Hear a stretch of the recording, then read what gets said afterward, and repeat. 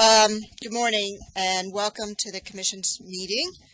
Secretary Burgess, I'd like to call the Public Utility Commission to order. And Secretary Burgess, do we have any changes to the agenda?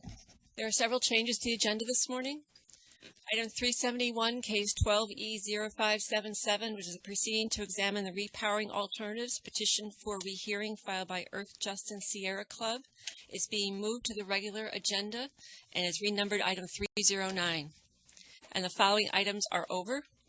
Item 374, case 14E0223, Quad Logic Controls Corporation petition for approval of the Mini Closet-5N multi-tenant smart meter. That item is over.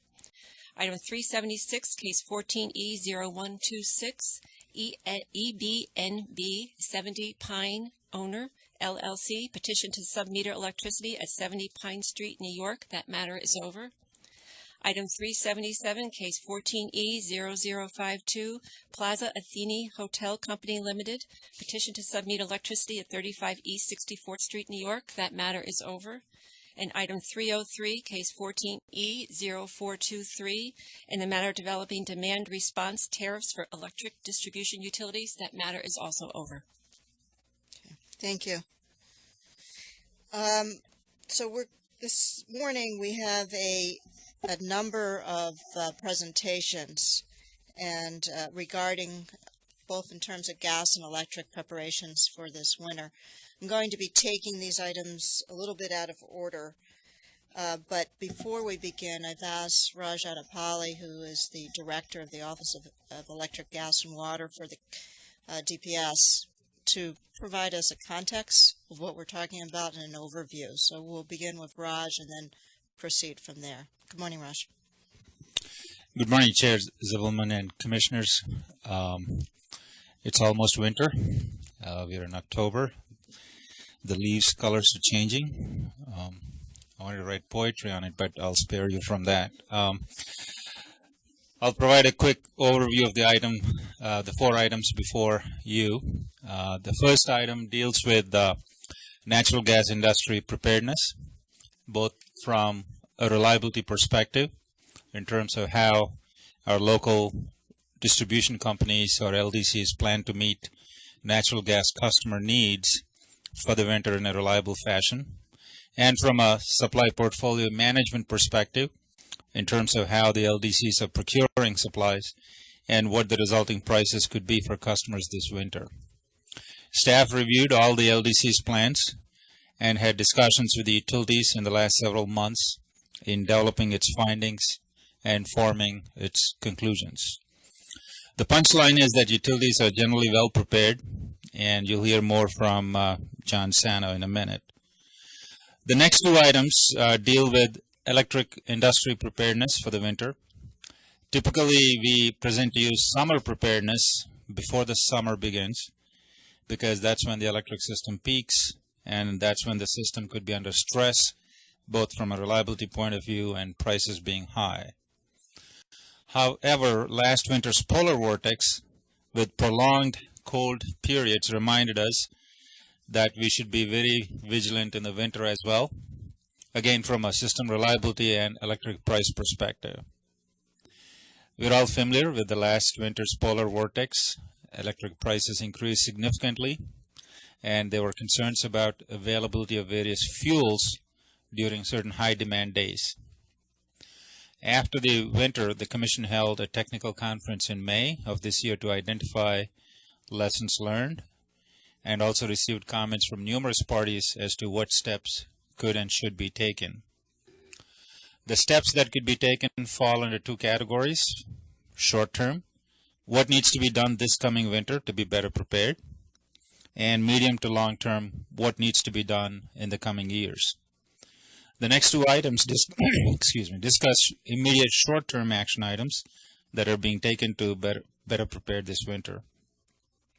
The second item deals with the reliability issues, what the market players are doing differently this winter in light of lessons learned from last winter, what the New York Independent System Operator is doing differently, and what the state entities, that is the Department of Public Service, NYSERDA, the Department of Environmental Conservation and the Department of Transportation are working on in preparing to address the needs of the marketplace during this winter. And Lekha Jonai will discuss that item. And the third item deals with the electric utility supply portfolios and customer prices. Paul Darmetko will discuss the changes electric utilities are making to their supply portfolios to incorporate the lessons learned from last winter. The punchline here again is utilities are better prepared this winter and have modified their portfolios to further reduce exposure to potential volatile prices. At this time, we are not discussing the potential long-term action items. Long-term action items include addressing basic infrastructure needs, both in the electric and gas industries, perhaps more gas pipeline capacity to meet winter electric generation needs, or some other firm gas capacity products to help improve electric reliability and reduce price volatility. And perhaps also more electric transmission infrastructure to help reduce congestion, to reduce price differentials between West and East markets. These initiatives require further study. And of course, we need to be smarter about how to utilize load resources to help address both reliability and price volatility issues. It could be an immense resource that has not been adequately tapped yet strategically. The final and the fourth item addresses the information that will be provided to help consumers prepare for the winter season. Lorna Gillings from the Office of Consumer Services will provide an overview of the information being provided by the department and by the utilities to ensure that energy consumers are aware of the energy bills they should expect this winter, the assistance programs that are available, and how consumers can obtain additional information, and the products that are being offered in the competitive markets by the ESCOs. So that's a pretty high-level overview of what we're going to discuss in the next four presentations, and we'll start with the gas industry. John Sano. Thanks, Raj. So we're back on. So Mr. Sano.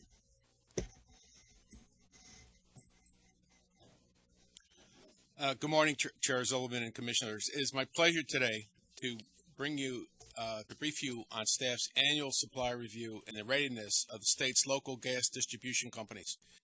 Based upon our review and representations by the LDCs regarding natural gas supply readiness for the upcoming winter season, staff concludes that the LDCs serving New York State have adequate natural gas supply, delivery capacity, and storage inventory to satisfy firm customer demands under severe winter design conditions for this winter. With the continued development of new supply sources and the large increase in proposed and newly constructed pipelines to access these supply sources, New York State continues to see its situation improve regarding reliability of supply, gas commodity pricing, and gas price volatility. While hedging strategies and assets vary by company, on average, about 53% of winter supply for firm customers this year is hedged. The combination of lower gas usage due to more normal weather and lower commodity costs forecast that customer bills should decrease on average compared to actual bills from last year. The LDCs are auditing systems, processes, and procedures, as well as scheduling tests to ensure that interruptible customers comply with the Commission's alternate fuel requirements. And natural gas supply to electric generators remains an issue, as generators rely on the secondary natural gas markets that are subject to volatility, especially during periods of cold winter weather.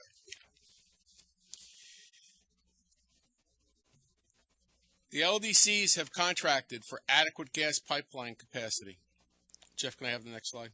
Thanks. Okay. The LDCs have contracted for adequate gas pipeline capacity to deliver their gas supplies this winter. Interstate pipeline capacity available to New York has been tight, especially in the downstate region. Core customer demand for natural gas continues to grow in New York City and Long Island. The New Jersey-New York expansion project by SPECTA started service last winter. It can now bring 800,000 decatherms of extra gas per day in a Con Ed system in Lower Manhattan. Transco's proposed Rockaway Lateral project is still planned to bring an additional 100,000 decatherms per day into Lower Brooklyn and the Rockaway Peninsula, but it is now behind schedule and is only anticipated to be in service sometime this January. Incremental pipeline capacity continues to be needed to meet growing loads in National Grid's Niagara Mohawk service area around the capital region. Dominion Transmission's New Market project is planned to alleviate this situation by 2016. The New Market project and the Williams Corporation's Constitution project are also very important to bring Northeast production gas supplies to the Iroquois pipeline, which feeds the Hudson Valley and Long Island. This is extremely important not only downstate in the Hudson Valley, but also because there are several gas-fired generators in those areas which take their supply from the Iroquois pipeline. Going into this winter, the LDCs have made arrangements to obtain adequate commodity supply to meet expected firm customer demands under the design winter weather conditions. There are three components of a gas utility supply portfolio, namely storage gas, hedge supply, and unhedged supply. Storage gas is injected in the storage fields during the summer at summer prices to help meet peak winter demand. Hedge supply is gas whose price is set through a physical hedge, such as a fixed price contract, or a financial hedge, such as a futures contract or an options contract. Flowing gas is purchased during the winter and is priced at market prices all winter long. This slide shows the improving situation of the Northeast gas supply basin. Production from the unconventional Northeast producing regions continues to increase. Shown in this chart, Northeast production areas, Pennsylvania, West Virginia, and Ohio specifically, are now providing almost 18 billion cubic feet of natural gas each day. Generally, both prices and price volatility have decreased over the past few years, and we appear to be in a period of relative price stability, as shown by the flatness of this graph, indicating how NYMEX gas future prices have traded. This can be attributed in large part, again, to that new Northeast production area and similar formations nationwide. Natural gas prices can be affected by many factors. Weather remains a key. But other factors that influence gas prices include storage inventory levels, use of gas for electric generation, the divergence of oil and natural gas prices, supply disruptions due to hurricanes and other weather-related incidents, perceptions of the adequacy of gas supplies, and environmental policy. This slide shows how these factors have impacted daily prices in key constrained areas over the last 3 years.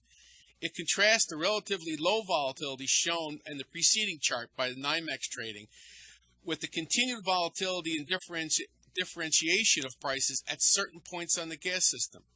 We have seen prices in the Northeast producing region remain similar to NYMEX trading and even drop lower than Henry Hub spot prices. But this chart shows what happens during periods of changing demand when day-to-day capacity is constrained. This is primarily the price pattern that gas-fired generators have seen. Tennessee Zone 6 delivered price on this chart represents gas deliveries to Massachusetts, but it's indicative of Tennessee deliveries to Capital District electric generators. Iroquois Zone 2 represents daily prices through the Hudson Valley into Long Island, and Transco Zone 6 New York on the chart is representative of the daily New York City deliveries. We expect the average residential natural gas customer's heating bill to be about $794 this winter, about $142 less than last year due to lower gas prices and more normal weather. By company, residential heating customer bills are forecasted to range anywhere from 7 to 27% lower based on both the weather and the price expectations. As a result of the new market conditions and associated costs of the LDC's hedging programs, the LDCs reduced the hedging levels of their winter supply portfolio. This winter, on average, 47% of load is unhedged flowing gas. An additional 14% of flowing gas is hedged and 39% is storage gas. This table clearly indicates that even with last year's cold weather, gas prices for firm natural gas customers in the state did not escalate the way they did for non-firm customers. It also indicates that existing hedge programs are providing a proper level of insurance for firm customers, and expansion of this program is not warranted at this time. Now, this chart displays the cost of capacity to supply gas into New York City. The first two bars show the cost of firm capacity. The first bar represents existing firm capacity costs into New York City, while the second bar shows pricing of current and proposed new capacity projects for this area. The remaining bars indicate the basis cost of deliveries into the city. The blue section indicates the average winter cost between Henry Hub Spot and Transco Zone 6, New York, gas delivered. The red bar shows how these costs peak in the month of January each year. This chart represents the real cost differential associated with relying on something other than firm pipeline transportation. In periods of high demand, both gas price level and volatility will increase on the daily spot market. Customers served with firm capacity do not see these fluctuations and can seek less expensive gas supplies for longer periods of time. This reduces both volatility and average price level. Staff annually coordinates with NYSERDA and the oil industry on winter preparedness, which has proven to be effective in improving communication between the oil and gas sectors of the heating fuel market, especially during times of interruptions. LDCs will be conducting tests and inspecting the alternate fuel burning equipment of interruptible customers to ensure compliance with alternate fuel inventory requirements. In addition, when a significant number of interruptions occur, LDCs will remind interruptible customers of the need to replenish the backup oil supplies.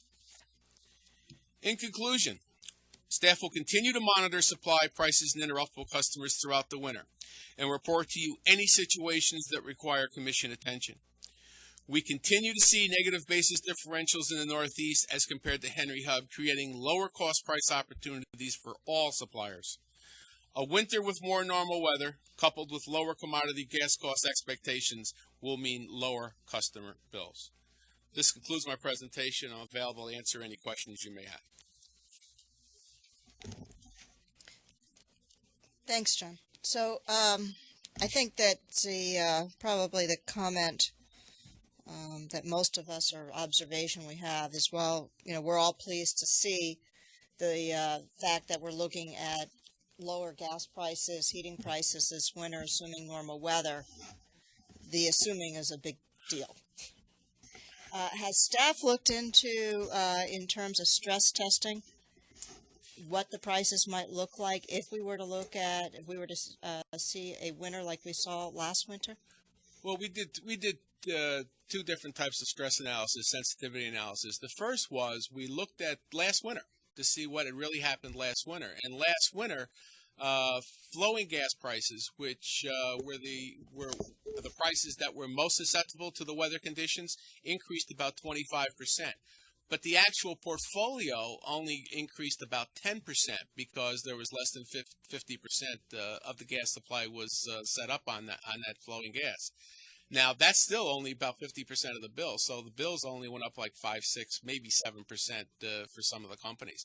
So the impact there last year wasn't even as great as the actual cost of the increase in the flowing gas.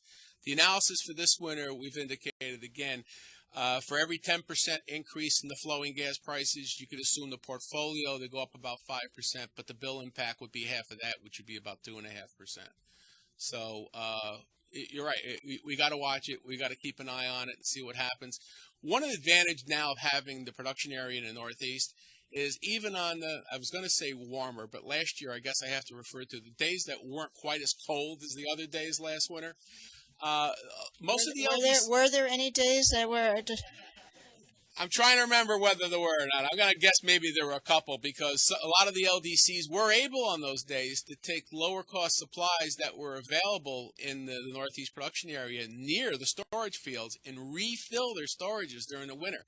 The storage price actually dropped 7% from the beginning of last winter to the end of last winter, which is remarkable. But that's because there are days when this Northeast production area, because they're constrained in capacity too at different points, had no place for their gas to go. And they were, I won't want to say they were giving their gas away, but the prices were very representative compared to some of the prices electric generators were seeing in New York City.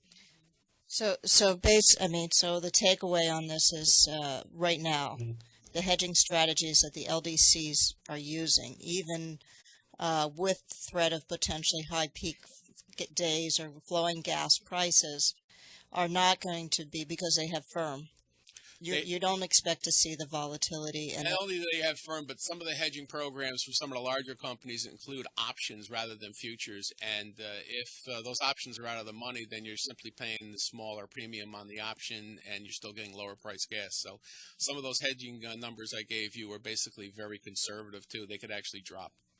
all right. And so my takeaway from this is that looking at additional hedging would not actually, based on our analysis, even in a high or low cold winter, abnormally cold winter isn't warranted because of the fact that the cost of the prevention probably be more expensive than what we would expect to see in terms of the price. Right, our analysis is exactly that, and at this time. But we will continue to monitor it and keep an eye on it and see how things go from winter to winter. Okay. And then the other thing that I think is really important, I know was our takeaway from looking at the presentation last spring, is pipeline capacity continues to be an area of intense focus for the agency. Clearly, we don't have jurisdiction necessarily, but it's something that we're very interested in, and we follow and intervene where appropriate, whether at FERC particularly. And so, I would say that we need to obviously continue to watch that as we move forward. We don't only continue to watch it, we are on a consistent 5 and 10 year planning cycle with all the LDCs to determine what projects are needed and when they might be needed. And it takes about 4 to 5 years for a new project to come to fruition. So it's very important for us to be even looking beyond the 5-year period at this time to go 10 years out to see what's needed. Okay. And then the last takeaway, which I'm taking as a sort of also a good sign, is with respect to oil. And one of the things we heard about last year was, and again in the spring, was the need for close coordination. So I'm aware that staff is looking at doing a tabletop exercise with NYSERDA and other agencies to make sure, as from a regulatory standpoint, we're well prepared, and I appreciate that. And we'll continue to expect that if there are issues, you'll get back to us. We certainly will. Okay. I have no further comments. No. Oh. Do you want to mime it, Commissioner? Commissioner Sayre's suffering from a cold, so. Thank you, Mr. Sano, for that presentation. It was very helpful. I have a couple of comments and questions. The customer bills are expected to be lower this year than last year, but they're not expected to be lower than the prior years. Can you explain that? Well, the pricing mechanism, if you take a look at the prices that existed 3 years ago, it was one of the warmest winters we had on record, and we're not going to be that low. But prices have been slowly increasing over the period of time, even though they tend to look pretty flat. And we go from season to season with, it's difficult to figure out exactly which part of the portfolio is going to be higher or lower than the others. There are some years when storage price ends up being higher than the others. Hedge prices end up being higher. So from year to year, it gets vastly different. But overall, the portfolio tends to work a lot more like a retirement investment portfolio would work. When one part of the portfolio is high, the others seem to be low, and they counteract each other. And that's one of the reasons why the 1998 purchasing policy that the Commission enacted still stands true today, in the fact that diversity in supply, diversity in pricing, and diversity in contractual arrangements is still the best way to keep these as low as they possibly can. Okay. Thank you.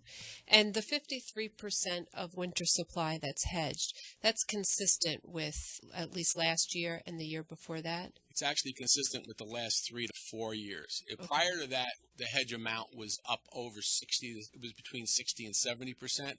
And at that time, with the Northeast production area coming online, we felt that was excessive, especially since the storage gas can now be refilled during the winter on certain days to help alleviate any other situation that may exist. This was evidenced last year, like I said, when the actual storage price dropped over the winter last year, regardless of the cold weather, because there were some opportunities available for LDCs to take advantage of. Out of that 53%, that's a statewide number. Yes. Has it changed in the last few years? if you looked at it specifically by region so that the percentages are different, but it still comes out to 53%? No, the percentages are basically the same. What might change is some of the companies will decide to switch off of a futures contract to a fixed price contract, or you might see some switching going on between future contracts and options instead, and that kind of percentage would change, but the total amount hedged is basically staying the same. Okay. And then the other thing I have is, what are we doing in looking at other surrounding states, Pennsylvania, New Jersey, et cetera, and what they're doing in public policy that could be affecting production of gas in the future? Well, right now we've concentrated primarily on what's happening in the Northeast Production Basin, because that's the most vibrant operation. And the existing situation in Pennsylvania is, I don't want to say it's stagnant, but it's just continuing to grow. But the real growth area for gas supplies is coming out of Ohio now with the development of the Utica area. And we are constantly monitoring what's going there. We have a weekly report that we can now access that we just found out about. So we're going to start checking that on a weekly basis to see what other available gas supplies can be generated. The problem in Ohio is very similar to some of the other problems, is the fact that they've got a lot of gas, but they don't have the infrastructure to get the gas off the well into the market area or into an interstate pipeline to go someplace. The other thing we have to watch is that Ohio has a tendency to send some of its gas west towards Chicago and the Midwest area rather than this way. So we got to figure out exactly how much gas is going to come our way and how much gas is going to go out to the Midwest states. Okay, that's very helpful. Thank you. I think it is important that we focus on continued development of new supply sources and an increase in pipelines to access these supply sources. And it's important to New York State because to see our situation improve regarding reliability of supply, gas commodity pricing, and gas price volatility. So I appreciate your focus on this, and I know that staff is working on these areas. And it is important to engage the stakeholders to ensure that we are prepared and that we're prepared for any changes, increase in weather conditions, et cetera, that will possibly affect our forecast. What if our forecast is wrong? As I answered previously, we took a look at a sensitivity analysis, and the only price that really should change is the flowing gas price over the winter, which would is the price that would move with different weather conditions, especially. And we saw that if you take a look at that 53 to 47%, since flowing gas is 47% of the total, a 10% change would mean a 5% change in the portfolio. But gas costs are only half of the bill, so you'd only have about a 2.5%. So every 10% increase in prices would be about a 2.5% increase in bill impact. Okay, great. And the other thing I think is just, I think it might be a Raj question, is you talked about the short-term and the long-term steps, and this flowed out of the technical winter conference that we had, and there was a notice by the secretary to the commission for comments on specific questions and things that we were asking for input on. And I know that there were a significant number of comments that were filed on both those short and long-term focus. What is the sort of the next step in terms of those, taking and analyzing those comments and going forward on the long term? Thank you. On the short term, as I said, we'll have 3 more presentations that will address some of the comments and effectively incorporate some of the lessons learned from last winter going in this winter.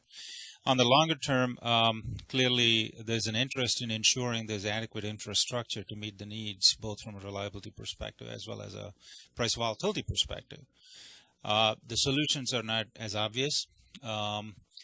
Even though for some they may be obvious, let's add some more infrastructure. We need to figure out where to add infrastructure and how much, and who the beneficiaries are and who should pay for them, and how to make it happen. These issues are being tackled not just in New York, but in New England, which has a more acute problem than we do in terms of gas capacity issues. And there are different proposals being floated as to how to augment infrastructure and who the beneficiaries are and who should be paying the costs. So we are watching what's happening there as well as in PJM. And even in New York, I think we have to engage in a stakeholder exercise to figure out what makes sense going forward, learning from the lessons of our neighbors as well. So it's a work in progress. Okay. Well, I'm glad to hear that it is an active work in progress. So thank you very much. I have no further comments or questions. Thank you. So, before we want to move on to the next item, I just want to be clear, based on where we are today in terms of gas. Supply is not an issue. It's actually an issue of delivery capacity. Is that correct? For certain customers, yes. For the LDCs, they do have firm pipeline capacity. Right. It's some of those interoperable customers who do not necessarily have alternate fuels or don't have other options. Right. I just don't want to leave the impression that we're worried about the adequacy of supply. It's simply, and it's not even the adequacy of delivery. It's really the price when you go non-firm. That's correct. With that, let's turn to our second item, which is it's item number 301, right? Which is the report on the bulk electric system winter preparedness. And Mr. Leka Jonai is going to be presenting this. Good morning, Leka. Good morning. Good morning, Chair Zilman, Commissioners. My name is Leka Jonai. I'm a utility supervisor in the department's bulk electric system section. And I'm here this morning to brief you on staff's review of the bulk electric system's preparedness for this coming winter. What staff concluded based upon its review is that the bulk electric system is prepared to meet the winter electric demands for this winter. So just a little background. Raj mentioned earlier about the last winter, the cold snaps and polar vortexes and all that sort of thing. Well, what characterized last winter was that there was a series of them, and they were extended in duration. So, as you heard John say, then gas prices gas prices rose, especially for those who were interruptible, which most of these generators are interruptible customers, and that led to a dramatic increase in fuel oil across the state. So what we discovered was that the fuel oil infrastructure was pretty stressed. And just as a point of reference, for the 4 months, December, January, February, March of last year, the consumption was 5 times higher in oil by electric generators alone than the previous period of the previous winter. So there was a lot of oil being consumed. Also, we had the situation where the price of oil, particularly in Zone J and downstate, the price of oil was cheaper than it was the price of gas. So there was an economic motivation to burn oil. And there's also times when you simply could not get your full allotment of gas as a generator, so you were either blending it or simply burning oil. So as the winter dragged on, what happens is that some of these particular fuel oil blends, in particular New York City, is this number 6, it's denoted number 6, 0.3 sulfur content oil. And it's sort of particular to New York City. The surrounding areas, Long Island, New England, they use a 0.5% type sulfur content. So it got much harder to obtain this particular fuel. So when that event occurs and a generator, it's assumed that this generator will be needed for reliability. The ISO sort of determines that. The generator makes an application for a fuel waiver, and the state entity, they make that request, particularly to DEC, and DEC gets assistance from other state agencies in evaluating that request. There was some process issues in terms of timing and coordination that were experienced last year that we think we have a plan this year to resolve those. We have a plan. Good. Apologize. We have a plan. Okay. This next slide here is just, as Raj pointed out, we're a summer peaking state. The demands are much higher in summer than they are in winter, and this sort of just is here just to illustrate that. the only last winter we did experience a winter peak in terms of peak, megawatt demand, and that the previous peak was in 2004. So, and since 2004, the chart sort of illustrates that the trend has sort of been generally downward, and then we had a peak in last winter. Okay. This next table here is just simply to illustrate. This is data that NISO's provide us for what they see as for this particular upcoming winter, and if you just sort of stroll through this thing, summarizes the installed resources and firm external capacity available to New York for this winter. Indicates there on those lower lines on load forecast is forecast to be 24,737 megawatts. It's about 1,000 megawatts lower than we experienced last winter. And then when you factor in operating reserves, NISO also makes a forecast of D rates. That's based on history, what they typically see in this period, what's not available for generation resources. If you subtract all that, you end up with a capacity margin in the state of about over 10,500 megawatts, which is a pretty significant margin. So back to staff's assessment of winter preparedness. Staff's assessment focused on the experiences and actions of the state's major generating facilities, the NISO, and the process being used to process those fuel requirement waivers that we talked about earlier. Next. So with regard to generation owners, staff met with 10 major generation owners whose facilities in total account for about 19,300 megawatts of capacity. And these generators are primarily located from Albany south through New York City and Long Island. There's not much significant dual fuel generation, west of here. And of that 19,000 megawatts, over 15,000 of it is dual fuel capable. And just one more statistic, and 12,000 megawatts of that dual fuel capability happens to be located in and around New York City and Long Island. The goal of these meetings was to understand the generation owner's natural gas and fuel procurement practices, understand their experiences from last winter, and whatever, based on last winter's experiences, any lessons they've learned or changes they'll make for this coming winter. That was the primary exercise there. So basically what we found, as I mentioned earlier, the fuel oil distribution infrastructure is not what it once was when natural gas was in much less use. That's just a simple fact. And I also mentioned earlier that this 0.3% sulfur content fuel in particular is just simply getting more difficult to obtain. And what happened was generation facilities, they're not just looking for number 6, there's a slew of fuels they're looking to buy depending on their equipment needs. And they're just, during those high demand periods, they're competing with all other folks that are consuming fuel oil at the same time. So for this winter, we learned that some of these dual fuel generation owners going into the winter will have significantly increased their fuel oil inventory. That's a major step. And some have also secured new firm fuel oil replenishment arrangements via contracts with suppliers, meaning the supplier has to guarantee they're going to maintain some minimum level in their tank, and then when the generation owner calls him, he's got some specified period of time where he has to deliver some quantity of fuel. So that's a benefit.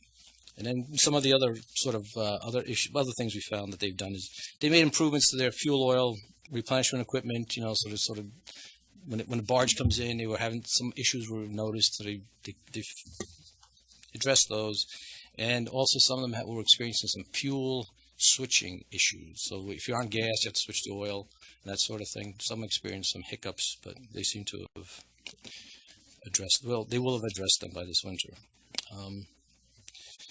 With regard to natural gas, some of the dual fuel units have actually decreased their firm natural gas transportation entitlements on interstate pipelines, while others have purchased additional entitlements. So it was a bit of a mixed bag. Just each one looked at his economic position and did what he thought he needed to do. So that's where that stands. Next slide.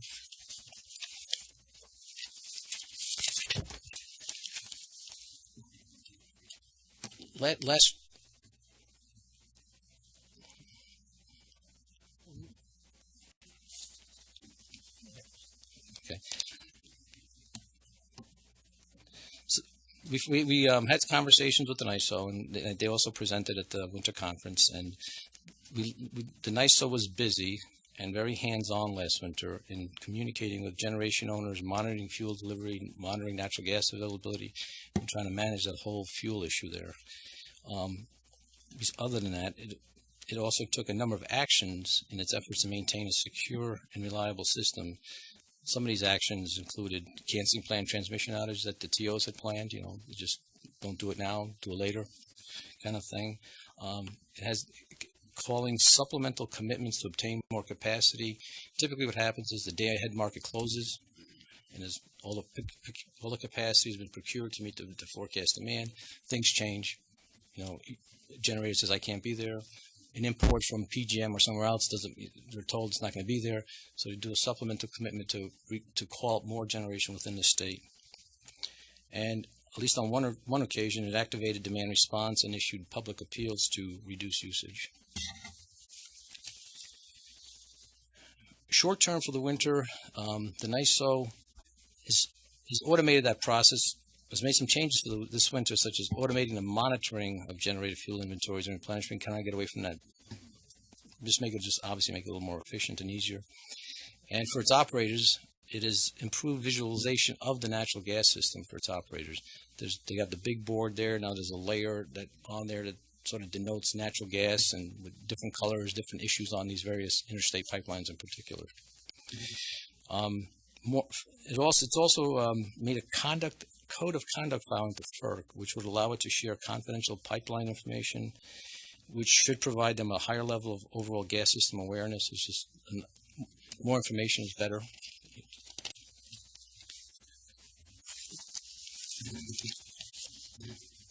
I throw this slide up just to alert you, not alert you, but just to inform you that other regions are grappling with these issues too, and they're looking to They're looking in the long term to what to change. The ISO is in a process of working with its stakeholders to develop energy and capacity market mechanisms to better value fuel assurance. It's a longer term issue, and we'll see what that results, and we'll certainly be participating in that. And I mentioned earlier about these fuel waiver requirements,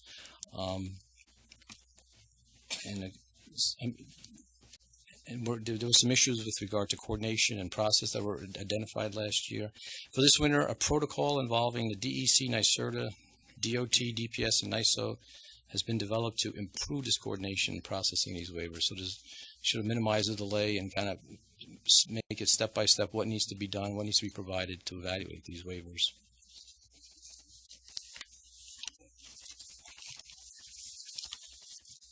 And in summary, we think the changes described regarding increased fuel oil inventories by some of the generation owners, the NISO changes, and the improvements to the fuel waiver protocol process better position the bulk electric system heading into this winter. And at this point, that concludes my presentation. Thank you. I'd be happy to answer any questions that you may have. Thanks, Leica. There's a couple questions that come to mind. So the issue of procuring firm gas. I mean, I think the concern is, and it doesn't seem like it's a resolved issue, although we've made certain improvements, is looking at performance guarantees for resources. And so one of the things that I know, as you mentioned, the ISO, PJM, New England ISO are all looking at is should we be imposing performance requirements on resources, either in the capacity market or in the energy market? I'm going to guess that is going to be an issue that's going to be a lively topic of conversation at our technical conference with FERC, and is something that's an ongoing inquiry as to how do we do that, because it certainly doesn't come without a cost. Correct. And for the New York ISO, I think that what we've heard is that the fact that in New York we have this dual fuel requirement, particularly for in-city generation, somewhat ameliorates our situation relative to New England and PJM elsewhere, where they are actually looking at these type of obligations. Raj, you might be able, or like you might know, be able to comment on that. But it's my understanding that's something that PJM and New England are looking at. Yes, what you said, Commissioner, is true. That how do we ensure that the performance of the generators is adequate when needed, especially in the time of stress? So the incentives that are in place at this time may not be sufficient. If somebody is out during a certain period of time, they do suffer some financial consequence, but the financial consequence may not be proportionate to the amount of lack of availability during the critical periods. So how do you provide better incentives or penalties to ensure that they are available during the periods of stress? So I think those are the discussions, as you said, are happening in all the RTOs. What's the best way to deal with this in a rational way? And we'll be doing the same thing here too, whether it's in the capacity markets or different mechanisms to ensure that the generators do perform when needed during the critical periods. And then the other thing that you had mentioned, and I just want to observe, I know Wes is sitting in the audience probably wishing he could get up and talk to us, but I also understand the ISO has now put a gas person on the floor. So in addition to the EMS, they actually have someone actively involved in the gas market. And this issue about intra-gas and electric coordination, which we also heard about last spring, is really not an issue in New York, is what I understand in terms of nominations. That's correct. I think we are in a much better position than many other RTOs and ISOs. Would you want to explain why that is? The specific details of when the day starts. In New York, typically in the day-ahead market, bids have to come in at 6 o'clock in the morning for the next day, 24 hours, and then by 10, 11 o'clock, the ISO determines what units are committed based on the SCUC algorithms. And I think that gives enough time for the generators to procure gas as needed. In terms of the other RTOs and ISOs, I'm not sure if their timeline matches the electric timeline of when the generators know when they need to procure gas versus when the gas day. There are different points in time within the day and intra-day. From my understanding, in New York, none of the folks have complained that this is an issue for us in terms of aligning the electric and gas compared to the other RTOs. Correct. Thank you. Yeah, I just wanted to follow up on your set of questions. Why is it that generators have procured fuel oil inventory improvements this year? What's in it for them? Obviously, it costs them money. What would be the driving factors that they actually did this? Well, I think there'll be a couple. And if they're looking at the future saying, well, natural gas is going to be much more expensive than fuel oil, okay, there's that benefit. And there's also the fact that if they don't perform, as Raj pointed out, they do get hits on their E4, what's termed their E4D, equivalent force outage rate on demand. If you're supposed to be there and you're not, you do, that's another financial So hit. it decreases their capacity payments all year if they're not there. Right. They lose the revenues for whatever hour, and they lose the opportunity if oil's cheaper than gas to use the cheaper fuel. Okay. Yep. So the economic incentives seem to be generally working to get the generators to respond appropriately. It certainly motivated some who historically have not so-called topped off the tanks, right? So there are some that historically just top off their tanks. So unless they went out and got another tank or increased their storage, they can't do much more than they did. Well, short term, historically, gas has been cheaper than oil, so there was nothing to do with the oil Right. unless you needed it. Exactly. So some of these other generators were, as we just discussed, were motivated to significantly increase their inventory going into the winter. Thank you. As you said before, last winter the oil was cheaper than gas some of the days. That was the first time in quite a while. Quite a while. Yeah. Correct.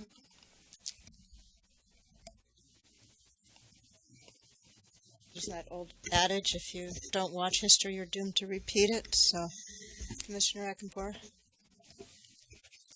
How long in the past did it take to receive a waiver? I don't have that answer, to be honest with you, because it's been a while since a waiver has been requested. So I just don't know how long that period's taken. So how long will it take now? We're hoping to compress into as short a period as possible. And that I'm not being means- flip. I just Liz has been working on the MOU. Okay. May have a better answer. Yes, good morning, Commissioners. The short answer is we think we've solved some data coordination uncertainties that caused difficulty for some of the parties in the past, and we were hoping to have real-time transmittal of data under this protocol, which should shorten the process considerably. Okay. So maybe you could look back into the past and just give me that info. Thanks. Also, where does the number 6 oil come from?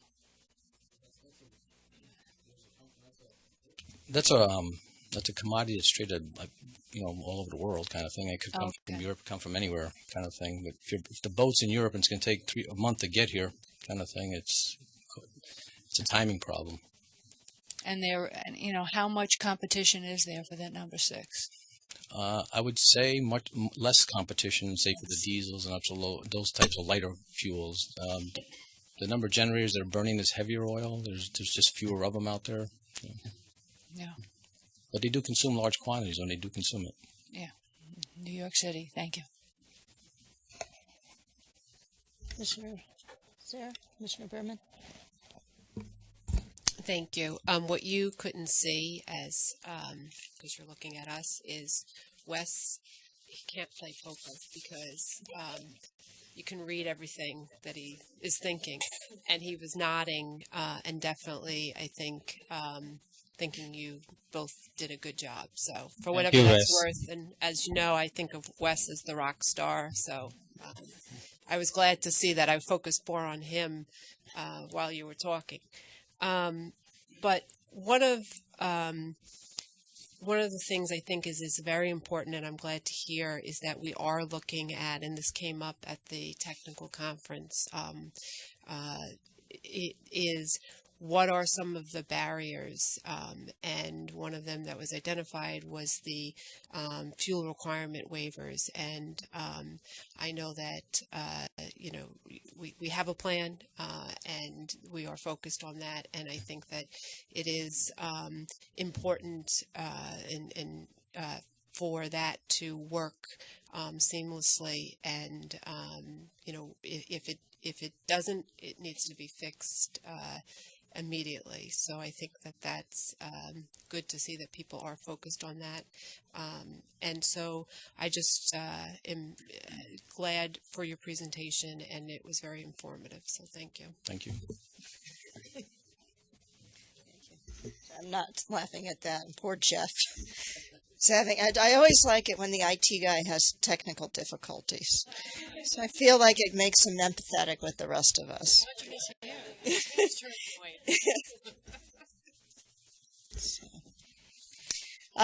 Next for us is item number 302, which is the report on the electric utilities winter supply portfolio.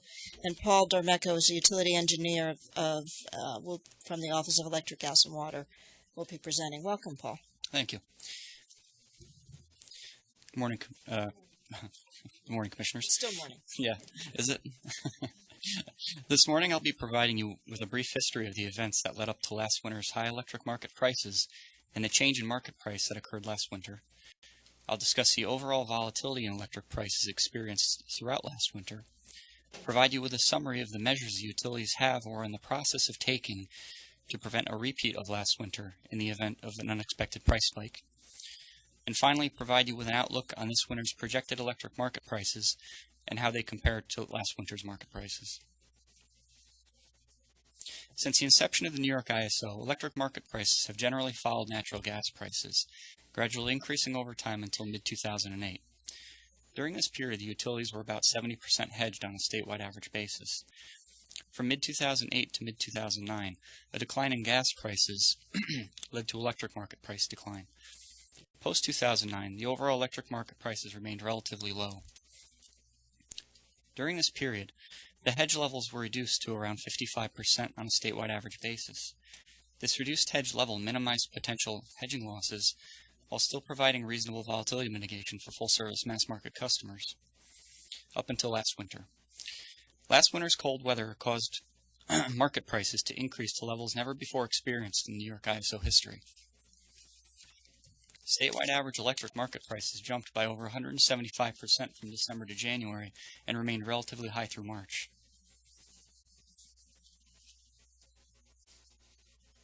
Next slide.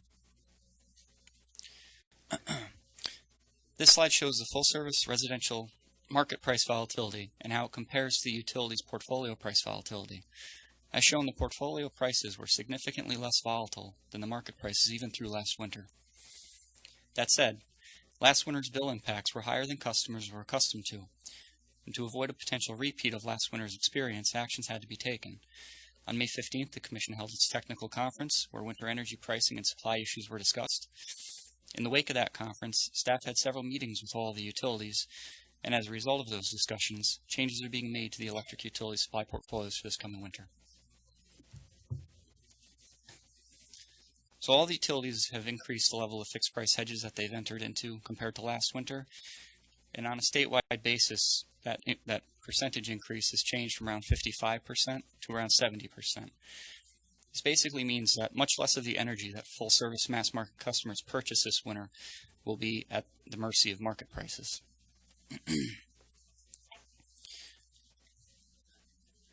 This slide shows the difference in the monthly average energy market prices between New York's Western Zone and the Capital Region, or New York ISO Zone A and F.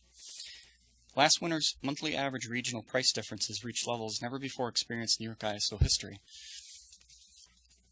These price differences, caused by transmission constraints across the Central East Interface, located to the west of the Capital District, were particularly problematic for NYSEG and Niagara Mohawk because their service territories span both regions.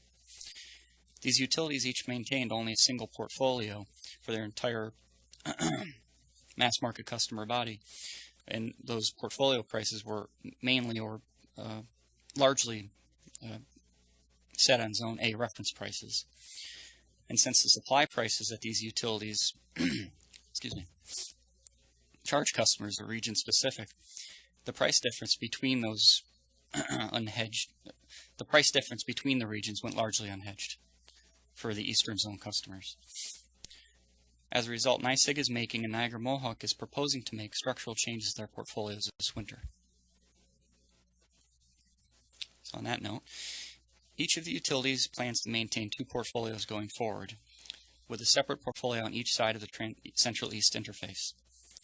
All market price forecasts, reconciliations, and hedge benefits will be contained within the regions served by each portfolio. These changes will help to mitigate the supply price fluctuations caused by constraints across the Central East transmission interface. The structural changes proposed by Niagara Mohawk are the subject of item 304 on today's session, and NYSEG's current tariff actually provides them with the flexibility to make these changes, so no commission action will be required. Moving on to the winter price outlook. This slide shows the NYMEX winter energy futures prices and New York ISO day-ahead around-the-clock energy prices for New York City, Hudson Valley, and West. The green bars are the average futures prices that were anticipated going into last winter. The blue bars are last winter's actual energy prices, and the red bars are this winter's average futures prices. Getting over a cold, I apologize. As shown, it's currently... Commissioner Sarah's cough drops. If I actually see one right here I might steal after I'm done. Thank you. As shown, it's currently projected that this winter's electric prices will be between 21 and 27% lower than last year's actual market prices. However, you can also see that going into last winter, the market prices were expected to be about half what they actually turned out to be. You can also see that this winter's expected prices are higher than last year's projected prices going into that winter. This price uncertainty is the primary reason the utilities have increased their hedging levels for this winter. That's okay, I can just go on. So in summary, with the increased level of fixed hedges that the utilities have entered into for this winter, in addition to the changes that Niagara Mohawk and NYSEG are making to their portfolios, and in Niagara Mohawk's case, the proposed changes to its supply rate mechanism, the utilities will be in a much better position this year to manage any unexpected market price swings that occur. That concludes this presentation. I'm happy to answer any questions. Sure. And if you want to save your voice, you can always elbow the guy next to you, either guy next to you. So, just a question, just so for a clarification. I mean, what you're showing, is that from the future standpoint, because of high prices last winter, traders are kind of excited and they're forecasting higher prices for the coming winter. Is that, I mean, historically, has there been any pattern between forward prices and real-time prices? Is this typical to see it, or is this atypical? And is it all relevant, quite frankly, given where we are in terms of our hedging strategies? So let me start and jump in. We looked at that after the last winter to answer the question you just posed, which is how were the actuals vis-a-vis the projections or forwards? How close were they, or how off were they? And we have not noticed a significant price divergence between the futures and the actuals. There were some minor differences. So I think one could probably say, subject to a closer check, last winter was somewhat of a surprise. The actuals were way above the projections coming into the winter. And if you, in terms of stress testing or backcasting, in terms of, and looking at the hedging strategies that the utilities are doing this winter, where they're basically more hedged forward, would we have seen the same price volatility, or in other words, 2020 hindsight, were you able to calculate where we would have been?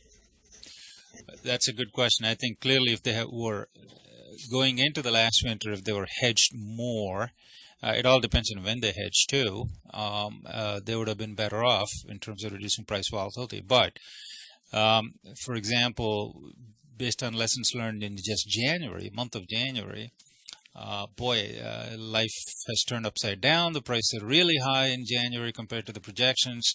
Maybe I should cover myself a little bit more in February and March. And if they were to enter into futures at that time for the remaining winter months, the actuals turned out to be lower than what the futures were at that time. So the futures markets caught up very quickly after the January price spikes. So if one were to hedge then for the March month, they would have been out of the money. So it's a question of timing too. So I think the concept that we have always used, or have the utilities use, is as a portfolio, diversified portfolio over a longer period of time, and not try to necessarily time the market per se, but have sustained levels of hedges. But last winter clearly was, to a large extent, a surprise, the actual level of prices in January, for various reasons. So. And I think lessons learned from that is the utilities have not only increased the level of hedging from 55 to 70% to reduce the spot market exposure. Also, particularly upstate utilities, both of them span multi-zones, unlike the downstate utilities, which are either in one zone or two zones. Given that multi-zone hedging is tricky, in the past they've relied significantly on the western part because that's more liquid and more active. Prices were much more efficient, and the central part was not as efficient and it's not as liquid. But there was correlation between the two, so it didn't matter. But the correlation was also broken last winter for the first time with that separation. So to address that, Niagara Mohawk and NYSEG are also trying to engage in some hedges on the eastern side, maybe the Hudson, which is more liquid than the capital, and that would correlate a little bit better to the capital prices than the west prices.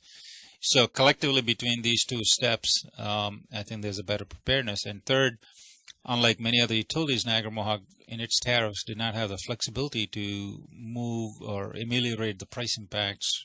Let's say there's a big spike in 1 month, can you spread it over 3 to 4 months? Other utilities have that flexibility. Its tariffs didn't permit it, and this action today would allow them to spread it over a few months and ameliorate the bill's impacts. Thank you. I would also assume that because utilities are hedged more, that's also going to drive generator behavior a little bit too, because they're not going to want to be out of the money, and make sure that they are prepared, as we were just talking about. Right. It all ties in, right? Yep. It really does, Chair. I think what you're seeing is an increase in demand for hedge products that the market had kind of gone to sleep on. And in addition to what Raj said, the year before there was also a little bit of a surprise in the real versus the hedged price in the January and February, where everybody, all the demand side in the hedging market was worried about the summer. People started to wake up to the constraints in the gas system. And so when you see bump up in demand for hedging, both in filling fuel tanks and saying, gee, that was an opportunity cost. I lost the opportunity to make some money. Now, if we have 5 years where that doesn't happen, you know, as much as I believe in efficient markets, all these firms are run by people, and people tend to fall asleep when the problem goes away. And so you see sometimes overreactions.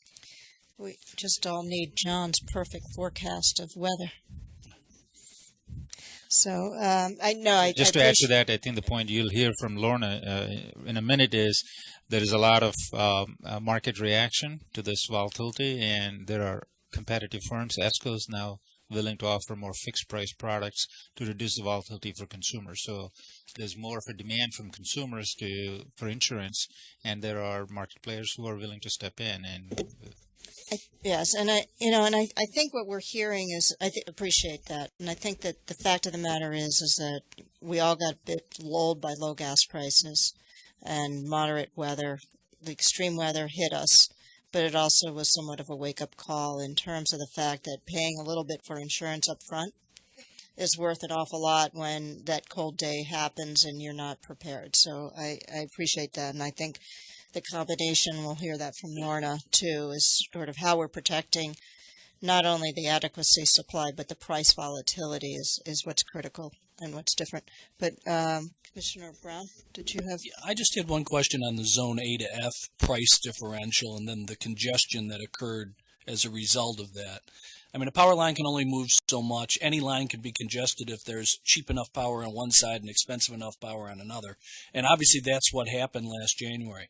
What was the primary cause of the price differential? Was it natural gas supply availability and delivery cost that drove that? Was it difference between natural gas and alternative fuels like coal? What was the driver of the price differential?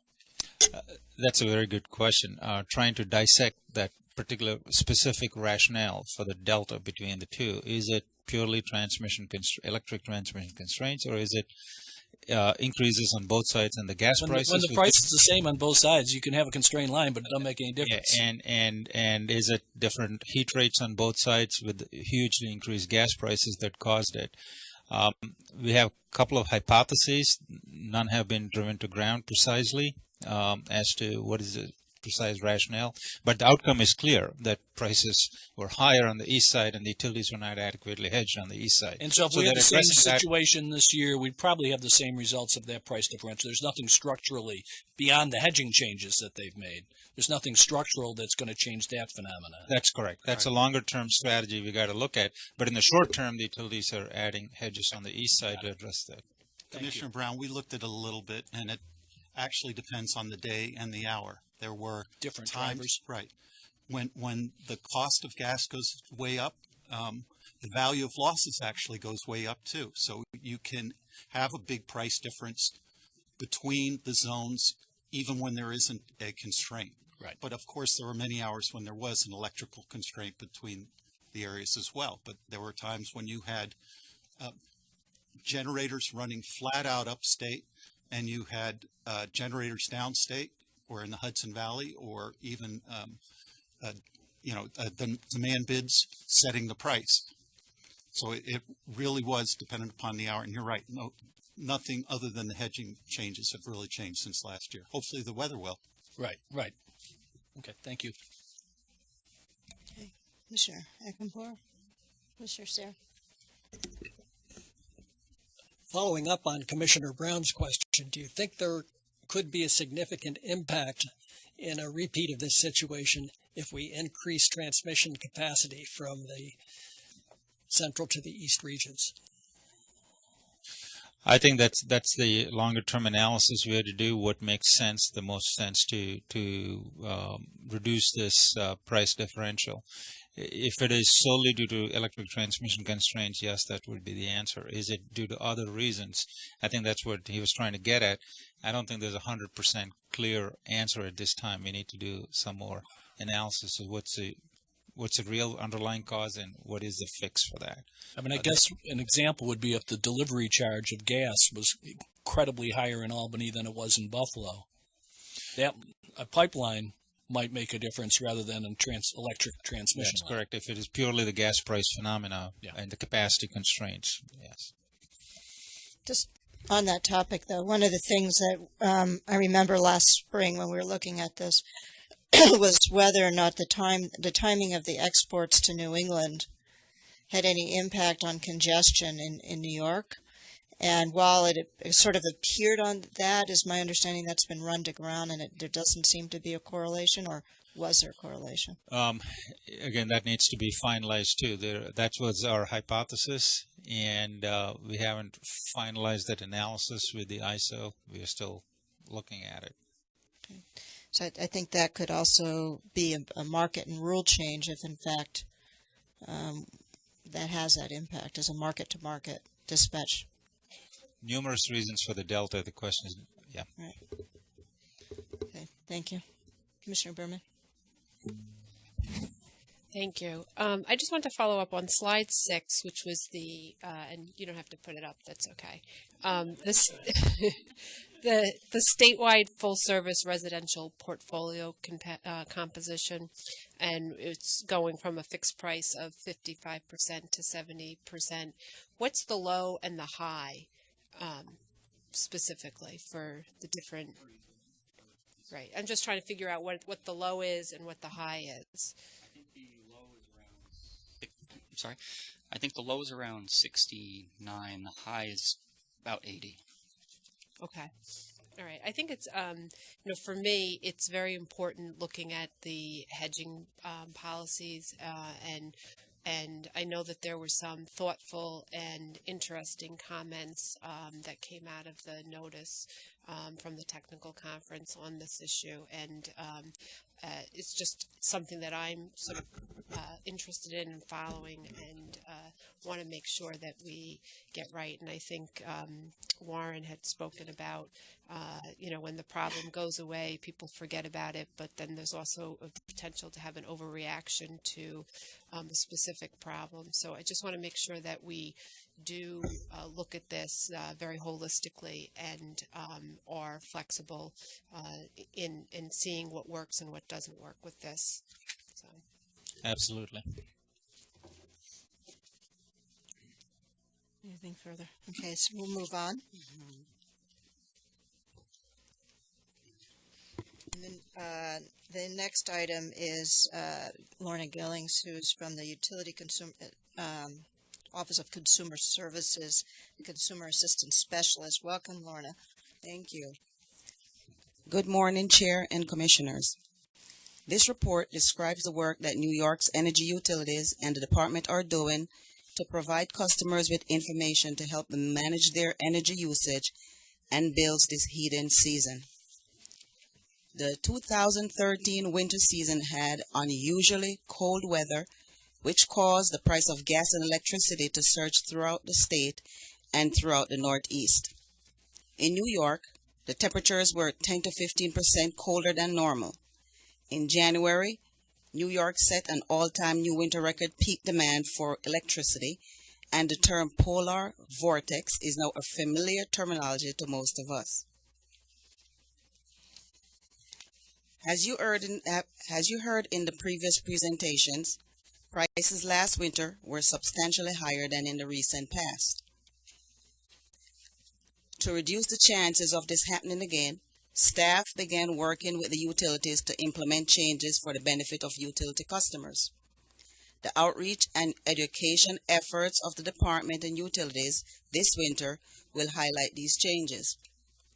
The first change is increased utility hedging to reduce the risk of volatile prices, particularly for electricity. Again, previous presentations provided the details on this effort. In addition, Outreach programs have been enhanced to include information about the increased availability of fixed price commodity from energy service companies. For example, last year, this time in Con Edison's territory, there were about 5 ESCOs offering fixed price options for electricity. In May, there were 25, and today, there are approximately 38 ESCOs offering fixed price options for electricity. Customers are encouraged to visit New York State Power to Choose website to assist them in shopping for an energy supplier. The website has been enhanced to provide information on available fixed price energy options. Residential customers can easily find fixed price energy products for electricity and natural gas service. They can identify those that may meet their needs. They can sort options according to the price and other factors, and they can directly link to providers of those products.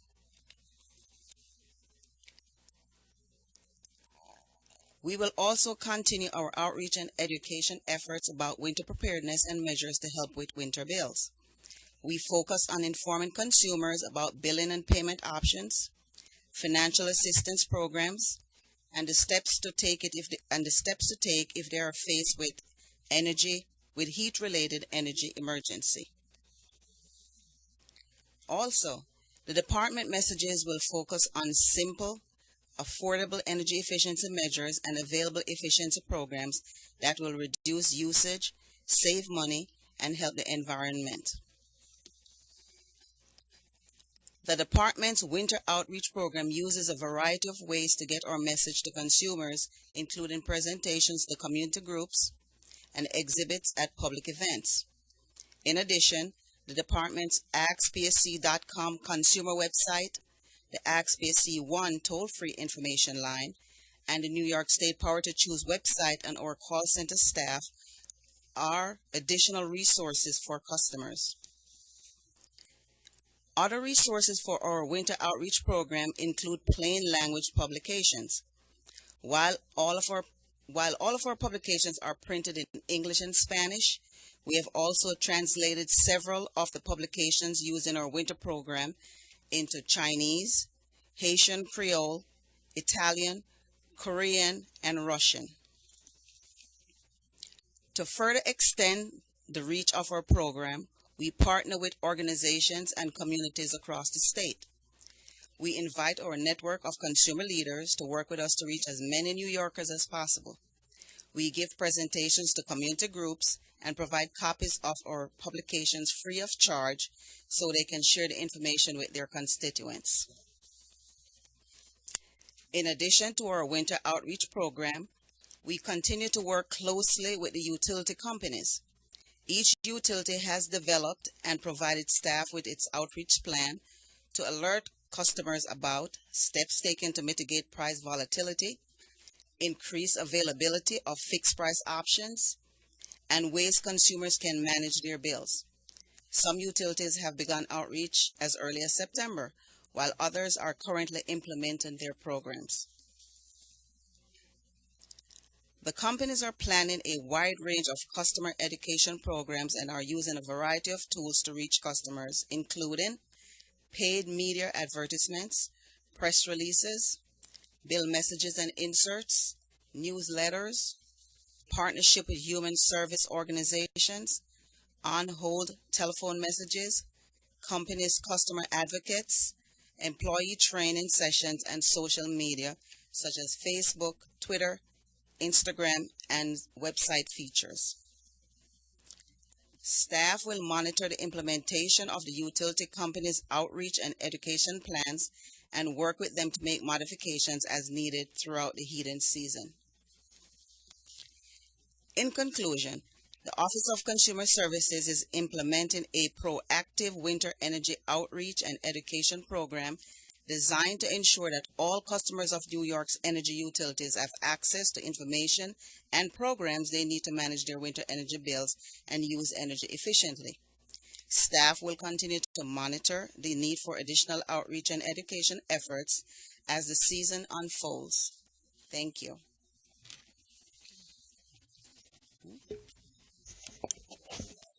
Thank you, Lorna. First of all, let me just observation. I'm very pleased to see that there are more opportunities for customers to engage in fixed price contracts. I think the ability to avoid price spikes by being able to have that chance to do that is critical, and appreciative also the fact that I know staff is working with the ESCOs as well to get the word out on these contracts. So the efforts on that, and certainly the efforts on improving our own website and giving people an opportunity to shop and get more information, I think are critical. This is, to me, there's certainly the most important thing we can do, along with making sure that the adequacy of supply is the adequacy of information. And one of the things that I think is going to be important moving forward as we look at REV and other efforts we're making in the industry is recognizing that for consumers, being able to get a predictable price for supply is sort of one tool to help manage your energy costs. The other tools, of course, energy efficiency, being able to reduce your consumption, and also be able to use things like demand response, participation, smart technologies, etc., to all think about it as a sort of a total management product. So one of the things that, while we're not on the agenda today, I would ask Raj, you, and Doug, as you continue to work on these, is let's get something going to make sure that when we're sitting here next winter, the quivers and the arrows in the quiver. I always get that wrong. Quivers in the arrows in the quiver include not only much more tools around pricing and information, or even before next summer, but also around how do we get people so that they're reducing consumption, as well as having these demand response markets become more animated. Is another element, both to help manage the volatility of the price, but also looking at the total bill to the customer. So I think this is, like every market, it's going to continue to get built and built and built. I think these are great improvements, but we're far from done in terms of, I think, what we can do in this state. Absolutely, Chairman. You raise an important resource that has, in my view, not been tapped adequately or strategically, the demand side of the equation. And as you said, not only would it help manage price volatility and bill volatility, but also help from a reliability perspective as well. If we can get more strategically dynamic load management, it's one of the few products where you learn the price after you use it. There may be other ways of providing and getting customers animated, excited, in participating on the demand side in a convenient, profitable way. So it makes sense for them to engage in demand management and use that as a resource to meet the system needs and reduce price volatility. I think we should be engaged in that.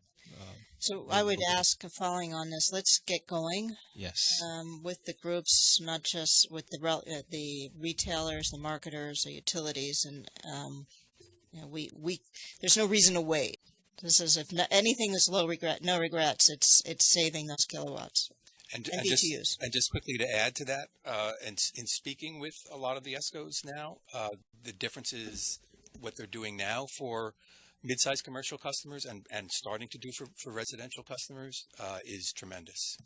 A lot of new efforts, a lot of new thinking as a result of technology changes, consumer demand, and so on. So we are seeing some of these products that were previously available mostly to the larger commercial customers starting to filter down as technology improves. Do you want to, can you give us, it's a teaser, but can you give us a couple examples? Well, okay. Not by name, by company, but if you could, types of things you're with seeing. the technology. Sure. Yeah. So a lot of technology is home energy management, for example, or commercial office space management, where smart devices are provided by the energy services company, along with periodic information that goes back to the customer. So the ESCO then determines or assists the customer by providing information and tips and other information. I'll just leave it at that, as to how the customer can then better use energy more effectively, including in some cases, detailed information on an appliance by appliance basis, how the appliance is performing. So again, these are at some levels they're conceptual for residential, but we are seeing these kind of technologies become more and more available to mass market customers. Okay.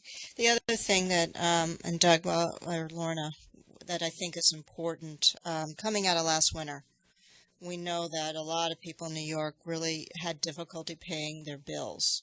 And you might want to touch on, so that anyone watching, but just sort of how we're redoubling our efforts around dealing with arrearages and potential terminations. Sure. First of all, I don't want anybody to lose track of our underlying regulations in New York. The Home Energy Fair Practices Act is the strongest set of protections for energy customers in the country. It provides a whole slew of protections for customers who are payment troubled, including lots of rights in terms of how they're made aware of their situation and the potential for having their service terminated ultimately, as well as the right to obtain deferred payment agreements at terms that meet their financial needs, can be as low as $10 a month. So those protections are very, very strong.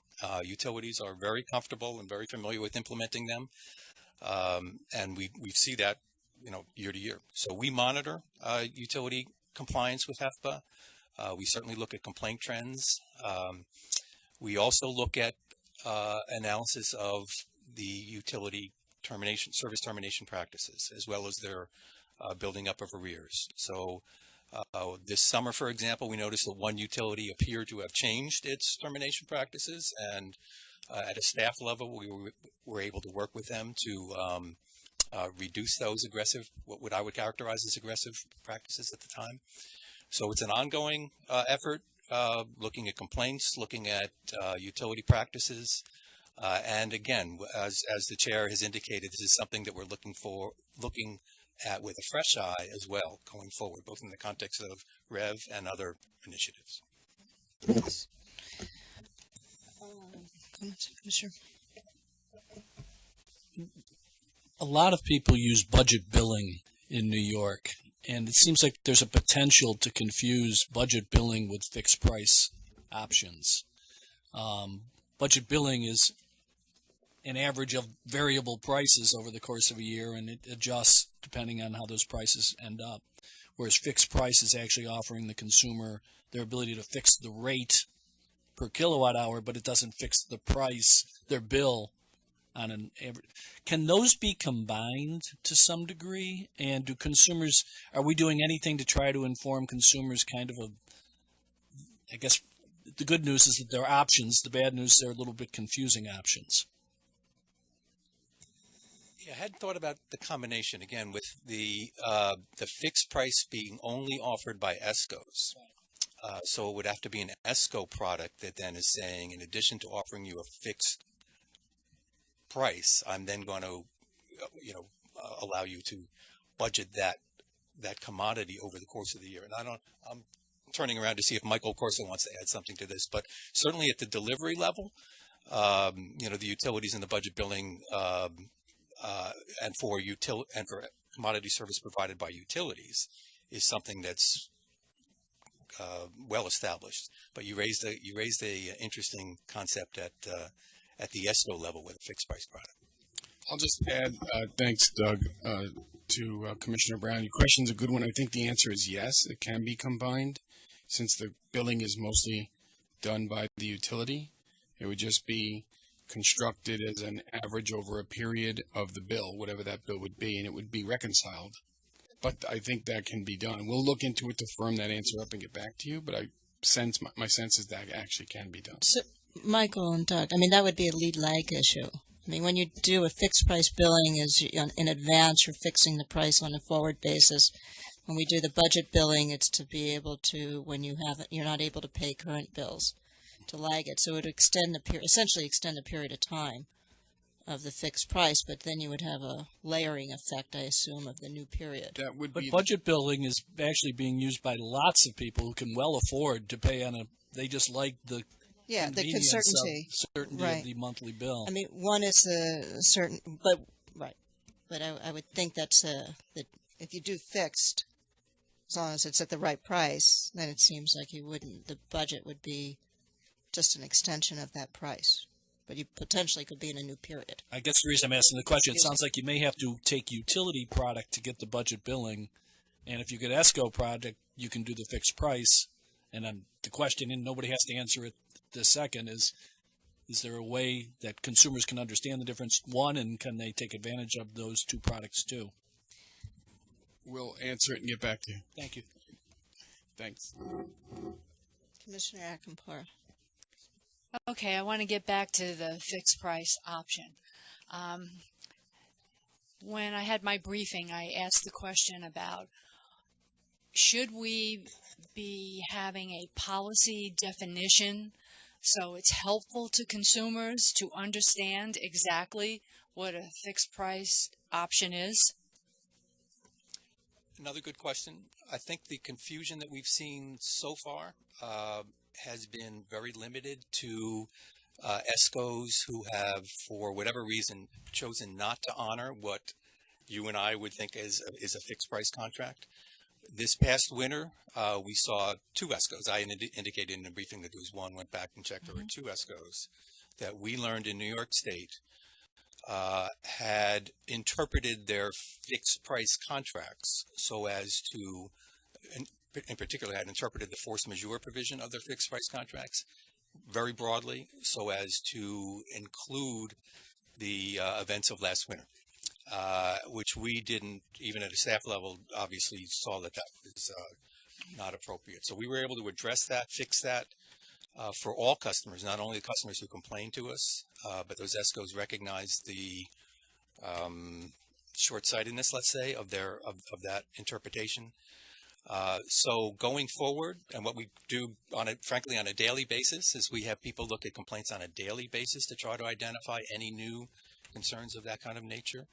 Our outreach staff, believe me, when we're out in the field, there's no hesitancy on the part of utility consumers to talk about complaints on anything. So we hear also from our outreach staff, and also we have contacts with other states.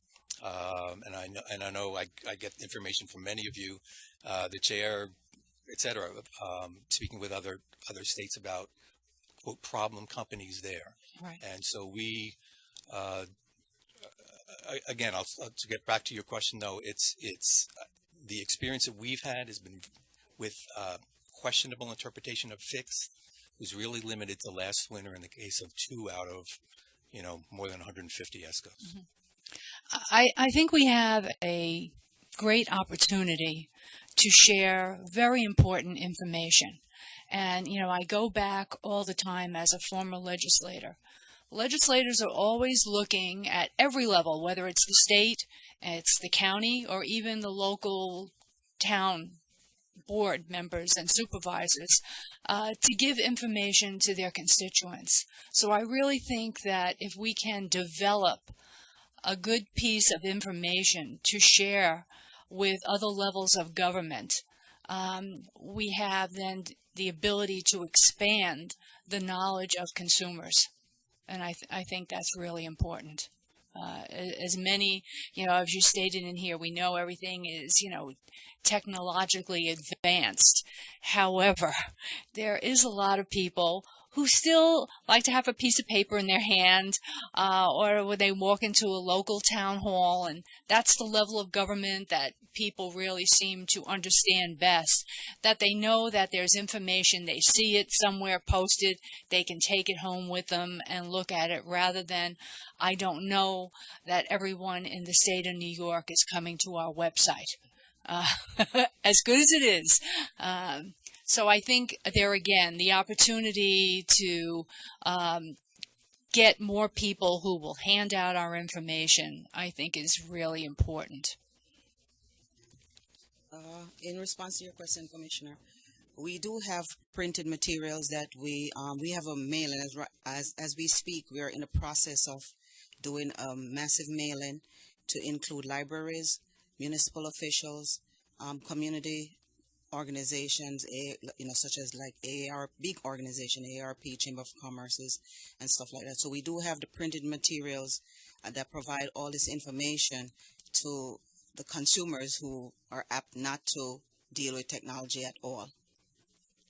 Good. And But just I to think, again, if we can piggyback on these other levels of government, I think that's really important. I think we should lead that effort. Also, like the DSS offices, social service offices, food pantries, places like that. We try to get the information, the printed materials there.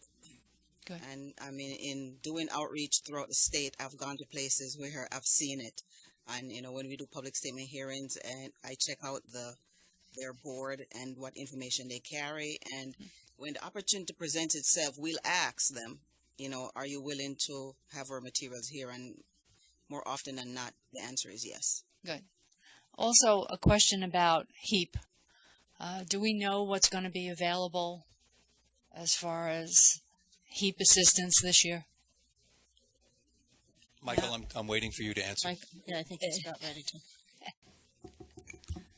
Thank you, Commissioner. The status of HEAP at the moment, we just recently received information that the federal government released more funds. So New York is going to have just short of what it had last year. The net effect of that is that the payments are expected to be a little lower this year than they were last. Utility customers will get a regular HEAP payment of $350 this year, as opposed to last year, I believe it was $375 or $400. But the HEAP program will be extended through March, where it was going to be closed in January. Very good. So there is good news on that front, and I believe the numbers are that we received, New York State received $344 million for HEAP this year, but last year it was $366. Okay. Thank you. You're welcome. Thanks. I think, Commissioner Akinparty, to your point in your question, one of the things that the department is looking at, and I think as agency we need to continue to work on, is the issue of building consumer confidence. So not only is in terms of resolving complaints, but you've hit on what I think is one of the key issues, is when we have product definition, is looking at our own regulations to make sure that, just like sort of FTC regulations, when people buy a firm product, they know what they're getting. And it's something that I know staff is looking into to see if we can get better definition as well as better transparency. I would also note, which I think is good, is that in addition to our website, utility websites, ESCO websites, there are actually now some what I call kind of kayak type websites that are commercial websites. If you put in your zip code, they'll tell you what vendors are in the area and what they're offering in terms of products. So hopefully the market will continue to develop, and if we can look for ways to boost it, we certainly will. We should, because getting consumers that confidence is the only way they're going to pick these products. So, Commissioner Berman. Thank you. Lorna, congratulations. I know this was your first time speaking at session, so Thank you. It's very nice that you are. I just want to follow up on the budget billing and the fixed price and looking at that, which I think is important. But I just want to make sure that when we do so, that we go back to what has been historical on some of the working with the ESCOs, in that we do a significant outreach and understand exactly what is already out there and what can be done depending on the ESCO and depending on the utility. I'm not so sure that it's an apples to apples comparison, and depending on some of the ESCOs, they may be able to do things differently without the reliance on the utility product per se. So I just want to make sure that we are carefully looking at that and analyzing it, and making some recommendations that may be helpful, but also making sure that it's helpful not just to us but to the customers, and that it's also not sort of driven by us, but it's driven by what the customers and the market is interested in and can deliver. And for me, it's very important that we are proactive in consumer outreach and education. It's not just the responsibility of the utilities and the ESCOs, it's the responsibility of the commission and the staff to be as proactive as possible. And it's not just a matter of being heard, but it's a matter of whether the information and the outreach that we're doing is relevant and trustworthy. And looking at how we can improve that is always very important. And, as to the Power to Choose website, I think that if we continue to focus on whether that and the changes that are made are actually helpful to customers, I think that's very key, so that we are not just providing a lot of data, but we're actually providing easily accessible data. What to one person might be easy, to another is not necessarily, or is it not necessarily relevant, and just making sure that we are doing a reality check on that is very helpful, because it is a lot of information, and we've got to make sure that we are clearly targeting it and getting the information out there in a useful way. So that's all that I have to say, but thank you, and Lorna, congratulations. Thank you. We have one more discussion item, and why don't we go through that if everyone's okay with that, and then we'll take a quick break. So with that, then the next item for discussion is our review of our gas emergency preparedness, and Rachel Shell is going to be presenting that.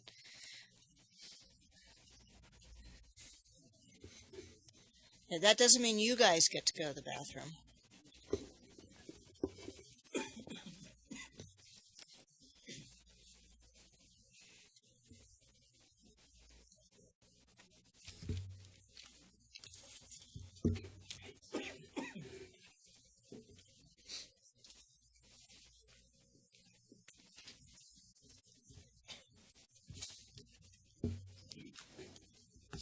So next item is item 101, which is the review of gas emergency preparedness. Pat Rachel's going to be speaking. He's a utility engineer with the Office of Electric, Gas, and Water, and I know Kevin Speichert's here as well.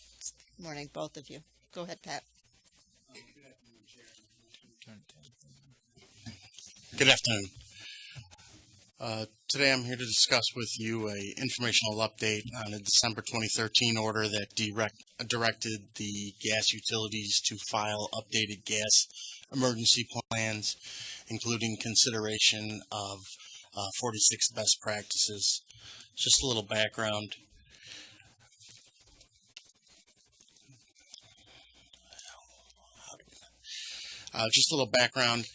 Since its inception, the Gas Safety Code, Part 255, has required natural gas pipeline operators to have an emergency plan. This requirement and its associated plans in response to it have evolved over the years in basically a linear fashion based on industry practices and technology. In the last few years, we've seen a significant rise both in the size and the frequency of natural disasters that we've seen our gas utilities responding to, significant weather events, flooding, superstorm Sandy's and such. And it seemed that it took a significant step forward both in scope, magnitude, and the size of the response that these utilities are required to do. In fall of 2013, staff hosted a pipeline safety seminar in which a group of pipeline operators and safety representatives from both federal and state governments developed a list of best practices for these emergency plans. These best practices became the basis for the case 13G0484, which was designed to increase the focus and improve gas emergency plans. The 11 major natural gas distribution utilities were required to review the 46 best practices listed in the appendix to that order for possible incorporation into their emergency plans. Once that order was sent out, they had up to 60 days in which to file with us their revised emergency plans, identifying those best practices in the plans or which ones they had not yet incorporated but intended to. For those best practices that they did not currently adhere to or were in process of incorporating, the utilities were required to provide a technical justification to staff as to why they had not yet adopted it.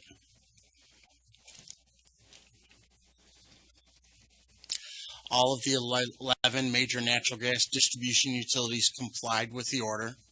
The staff received 8 plans to review. National Grid's 3 gas utilities sections all operate under the same plan, and the 2 Iberdrola companies also operate under a single plan as well. All these plans were submitted by February 28th of 2014, and then staff began to conduct their initial review. Staff found that none of the operators or utilities provided an acceptable justification for exclusion of any of the best practices. The plans were reviewed for compliance with the existing code requirements for emergency plans 255-615, which has 19 separate requirements, and also for the incorporation of the 46 best practices that were included in the appendix of the order. As far as a review of compliance with 255-615, from the 8 plans, staff identified 53 instances ranging anywhere from 3 to 12 per plan of code issues, the most frequent being procedures did not include the availability of equipment, personnel, equipment, tools, materials. To put it succinctly, that was the procedures did not address usually availability of local responding resources for the gas utilities. They did not address their local first responders, fire department, police departments in sufficient enough detail to make it appropriate for the plan. They also failed to not have procedures adequately addressing notifying and coordinating with local first responders, public officials, fire department, police. And that tended to be usually the case of pre-incident coordination. Not so much coordination once the event took place or post-incident, but getting ahead of the game and getting out front and coordinating with these officials and local first responders ahead of time. Staff reviewed all the plans for acceptance of the 46 best practices for each plan, and we found 141 instances ranging between 8 to 30 per plan in terms of not adequately addressing or failing to adopt one of the best practices. One of the most common was the use of GPS technology to identify location of critical facilities, those facilities that either control pressure or control shutoffs on a natural gas system that would need to be located and probably operated during an incident. Second one goes hand in hand with one of the code issues was that identification of emergency response equipment, its locations. Again, that was typically not so much the utility's own resources, but those resources they rely upon from their local first responders. As a follow-up to our review, the results were communicated to each of the utilities in a written letter. They were given 30 days to respond back to staff, addressing staff's comments regarding both the code issues and the areas of concern of the best practices. After the 30 days, the responses were all received in an appropriate time frame. The vast majority of those code issues and areas of current concerns that staff had addressed or had identified has been addressed by the utilities. At this time, the remaining issues that may be out there are going to be then again addressed in a written format that are still remaining with the utilities, and then they will at that time have a chance to respond. some areas where we may have to continue to work upon would be fostering this coordination between the gas utilities and their local responders, the fire, police departments, local utility, our local officials, community, county emergency management, to foster that and get to facilitate that, and also the use of GPS and or any other technologies that may become evolving, useful in terms of emergency response and locating equipment and facilities that would be necessary in the events that would take place in emergency response. In conclusion, recent events have shown the need for more robust emergency plans from these gas distribution utilities. The Commission has recognized that by issuing the order for the best practices acceptance. The natural gas utilities have responded appropriately and in a timely manner and have worked with staff to meet this goal. Staff fully expects full acceptance of all 46 best practices by the natural gas utilities involved in the order, and staff expects to have continued improvement to these plans through standing code requirements for continuous improvement on these plans. At this time, I would like to address any questions you may have. Thank you. First of all, I think we probably all saw that the lack of compliance, and I think everyone's at the dais blood pressure went up just a tad. But I'm glad to see that that the utilities have been responsive. But your point is well taken. We need to continue to focus on this area. Obviously, we've been doing electric emergency planning for a long time, gas emergency planning, somewhat of a more recent phenomenon for us. But clearly, given the recent events, it's critical. When would you said it was 60 days where you expect to hear back from utilities for their further review? After completing the review of the revised plan, staff expects to send out the results within the next week in a letter to the utilities, and then from that point they would have 60 days to respond. At this point, we have 3 plans that we still have would like to see some further improvement upon. Okay. 3 out of the 8. I don't think we need maybe a full presentation, but Kevin or Raj, I think at that end of the period, I'd like to get a report back to the Commission, either indicating full compliance or next steps. I think it's, this shouldn't be, these are plans. We should be able to expect 100% compliance. We can do that, and we will do that. Thank you. Any further questions, comments? Commissioner Arkenpour? When working with local emergency preparedness firefighters, in our state we have paid firefighters and volunteer firefighters. Usually with the volunteer firefighters, the County Office of Emergency Management usually coordinates those efforts, so are we still going along that same road?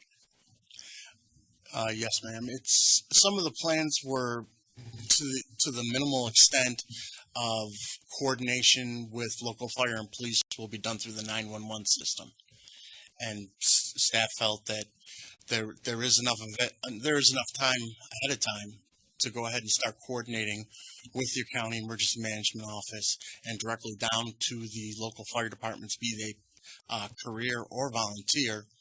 There is enough time for pre-planning to work with those personnel, even recognizing the fact that the volunteer fire department tends to have a relatively annual high turnover rate in those who are in their leadership position.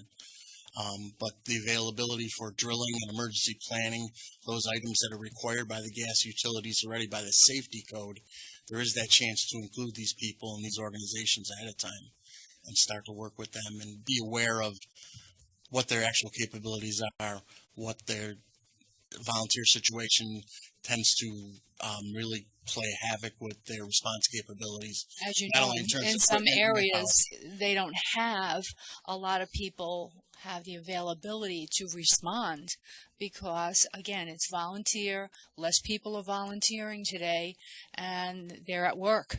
And they could be at work, if they live on Long Island, they may be working in Manhattan. That's not going to help the situation. Very familiar, ma'am. I've been on both sides of the coin.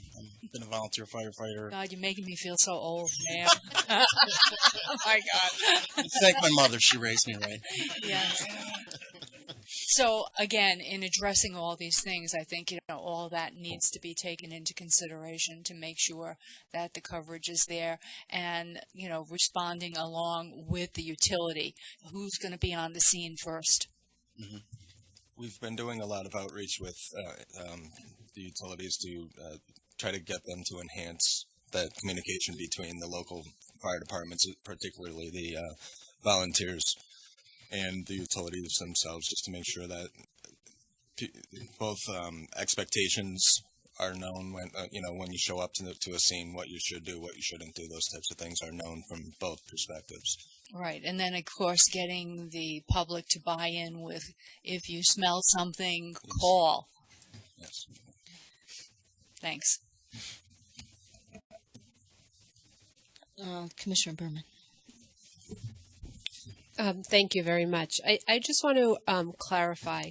The order that was done back in December of 2013 with the 46 best practices laid out came about after discussions and meetings with the relevant stakeholders. And I think there's no question that everybody is of the same mindset that safety is paramount, that what we're doing to prepare for an emergency is absolutely essential. And so the 46 best practices are really, I don't think in question in terms of disagreements on it. It's really the December 2013 order was really a formalizing the continued coordination and working with everyone to make sure that we all understood what was being done in each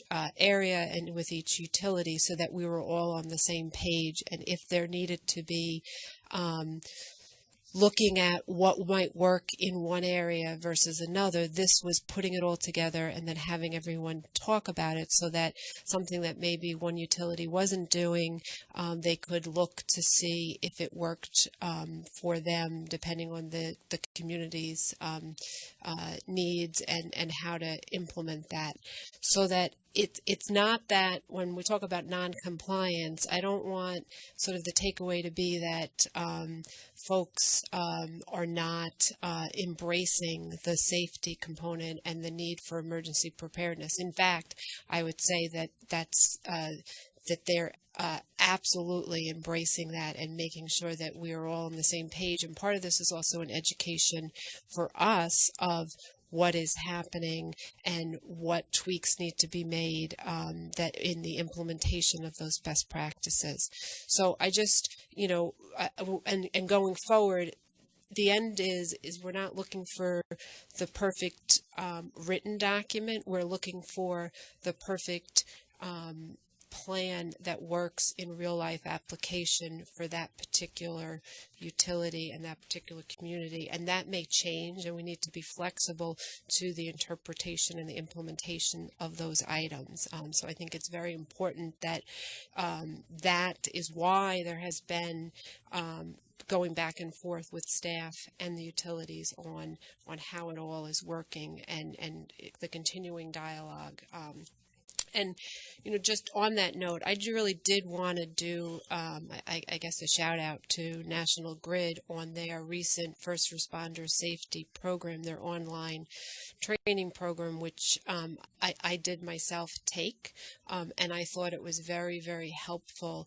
I'm not a first responder, but I did find it valuable, and I am going to be looking for feedback on the folks that are first responders that take the program, what they think about it, and also how this web training can be utilized in other fashions. So I thought it was excellent on National Grid's part, and looking also to what other utilities are already doing in that area as well. So We were very happy with that training too at the National Grid.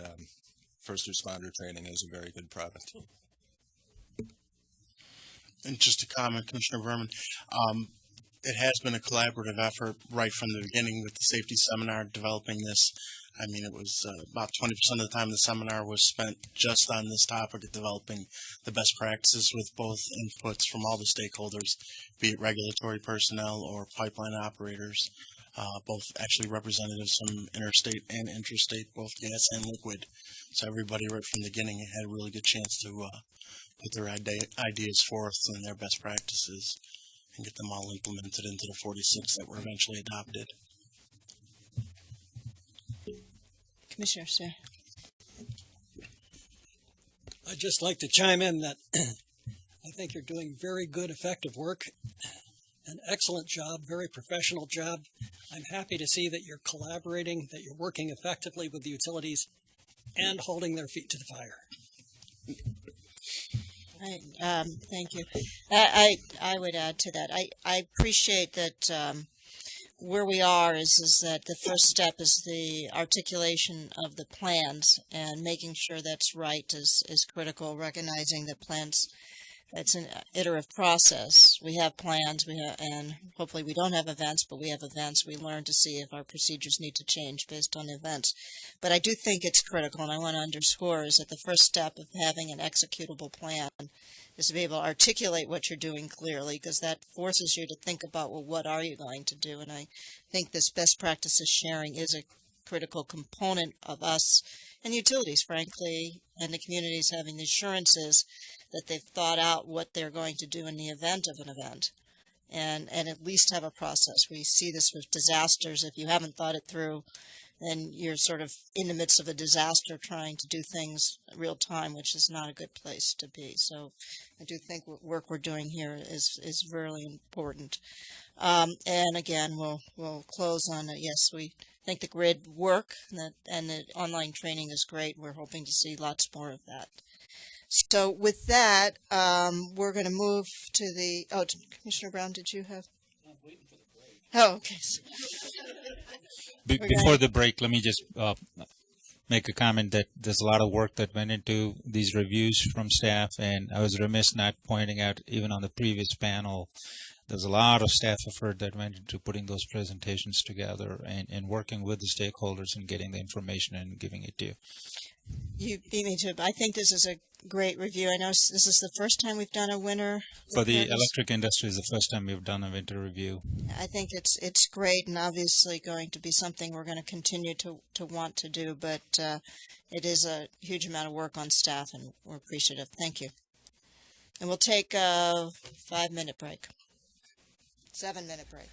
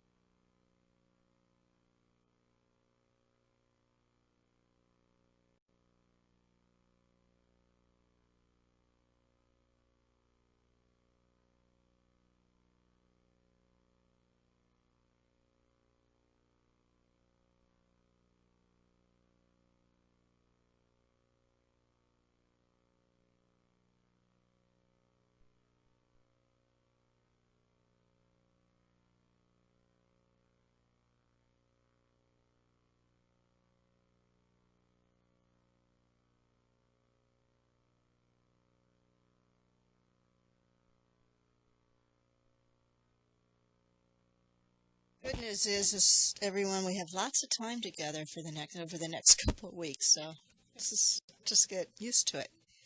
Next item we're going to do is item number 202, which is the proceedings concerning the Reforming Energy Vision and Clean Energy Fund. It's going to be presented by Paul Agrestos, the draft EIS. Welcome, Paul. So we're blessed today by having both the Deputy General Counsel and the General Counsel. You're absolutely blessed. Good afternoon. Hey, good afternoon. The State Environmental Quality Review Act, or SEQR as we call it, requires the Commission to incorporate a consideration of environmental impacts into its decision-making process.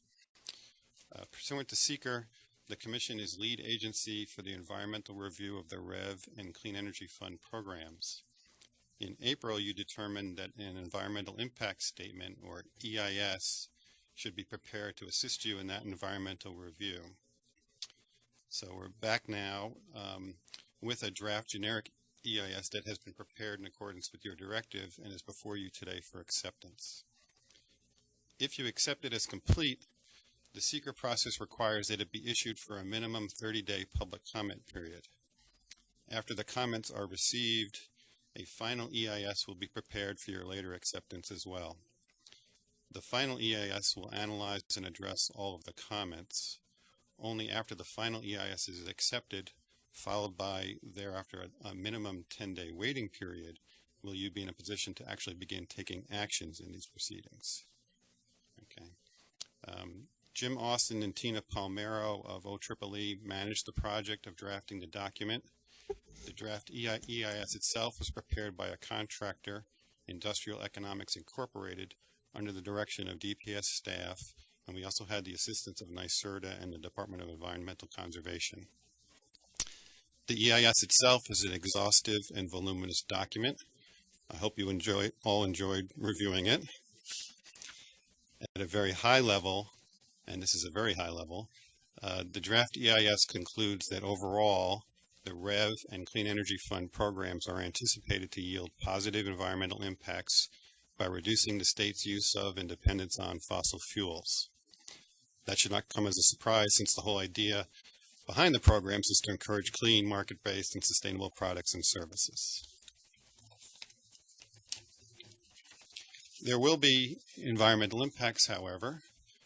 For example, to the degree that REV and Clean Energy Fund encourage the use of fossil fuel-fired distributed generation, or DG, technologies, the draft EIS finds that increased localized emissions of air pollutants could result. Now, it still remains to be determined by you whether such technologies will actually be employed in the programs, or to what degree.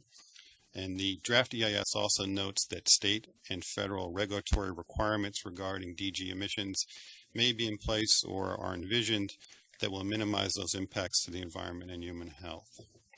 Also, the other most significant category is that whenever a program encourages someone to build something, there can always be impacts associated with siting and construction, such as the siting and construction of renewable energy generation resources or other infrastructure. As to these types of individual project impacts, if they are significant, they will undergo their own site-specific environmental reviews outside of today's process. But overall, most of the technologies proposed in REV and the Clean Energy Fund will have minimal environmental impacts. And if you look in the document, you'll see there's a bunch of tables, and some of them, there's technology after technology listed and no impacts listed next to all of them. So the majority of the technologies will have minimal impacts. So in conclusion, staff recommends that you adopt the memorandum and resolution in the manner proposed, and that the draft EIS be put out for public comment. And this concludes my presentation. Thank you, Paul, and thank you also, Jim, and see Tina. But I know this was a huge effort, and do appreciate it.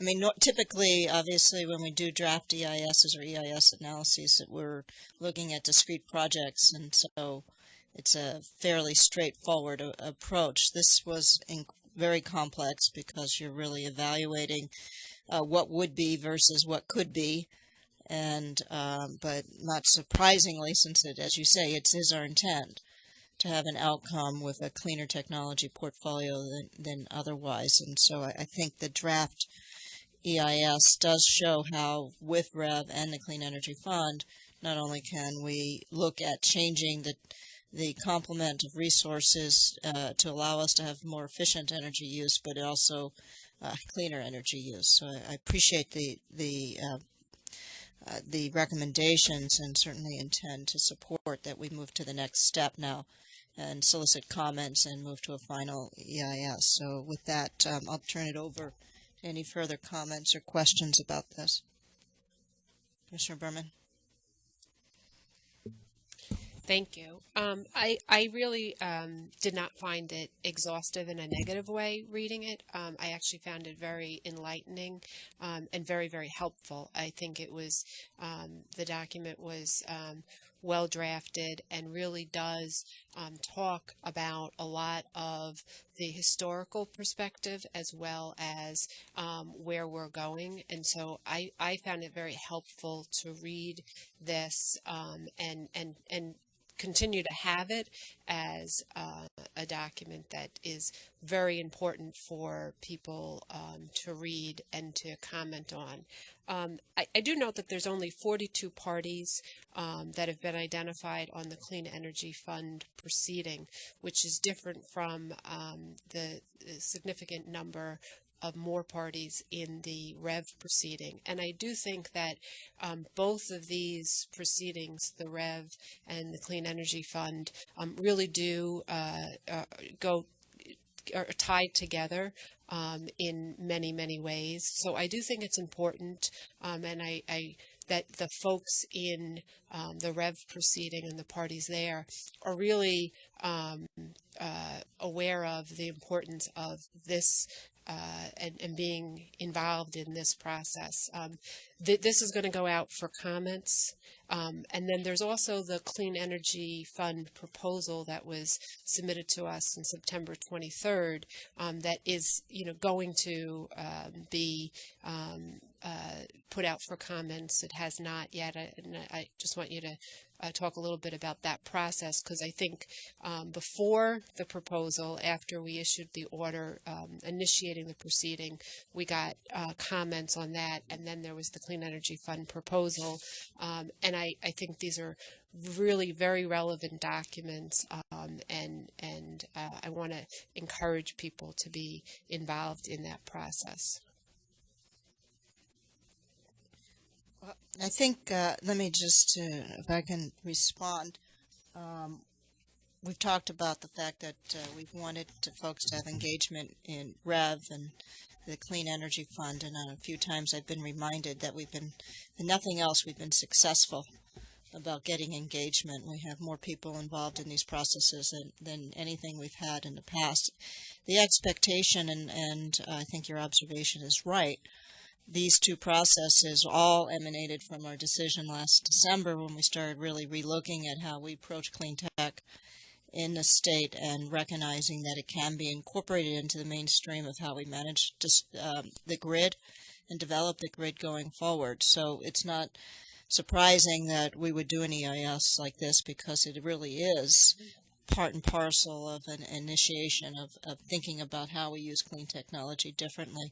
I would fully expect, as you said, that people who are involved in the REV docket and the Clean Energy Fund docket are going to be looking at this and providing us their thoughts and comments. To that extent, on the process side, the draft EIS will be posted to both dockets, and a lot of those parties are pretty savvy and have signed up already to get automatic notices when there's been a posting to the docket. So they should get notification that this document exists, and hopefully they're watching today and they'll take your advice to heart and review the document. And my understanding, I'll let Colleen Gerwitz address your question on the CEF. Regarding the process for the CEF was filed, as you said, on September 23rd, and it has been SAPA'd, so it is currently available to be commented on as well. Okay. When does that comment period end? The SAPA comment period ends on December 1st. There is a chance that we may extend that to include replies, and I know NYSERDA has planned, or in their stakeholder plan, they had proposed an additional tech conference. So that there's additional process yet to be built out, but that's the nearest time frame is December 1st. Okay, great. Thank you. Any further questions? All right. And then let's move to a vote. All those in favor of the recommendation to adopt a resolution, issue a draft generic environmental impact statement for public comment pursuant to the State Environmental Quality Review Act, please indicate by saying aye. Aye. Opposed? Hearing no opposition, there being none, the recommendation is adopted. And before we close on this topic, I did want to note, as Mr. Agresta said, appreciate the work and cooperation of both our sister agencies, NYSERDA and the DEC, in helping us get this launched. So, thank you. Next item, seventh item for discussion is case item number 309.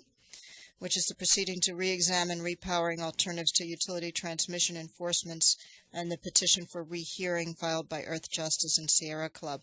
Kim Harriman will be presenting this item. Good afternoon, Kim. Please begin. Good afternoon, Chair and Commissioners. In June of 2014, the Commission approved a term sheet between National Grid and Dunkirk and authorized associated cost recovery for the repowering of Dunkirk's coal-fired generating facility to natural gas. The order implemented Part Y of Chapter 57 of the Laws of 2013, which codified the Commission's authority to consider the multiple potential benefits of repowering. The Commission, in the June 2014 order, determined that repowering Dunkirk would produce significant net benefits, considering economic impacts and environmental factors. Petitions for rehearing were filed in July 2014, seeking rescission of the negative declaration that was issued by the Commission, as well as the June 2014 order. The basis for these petitions stated first that the Commission inappropriately issued a negative declaration pursuant to the State Environmental Quality Review Act, and that two, the June 2014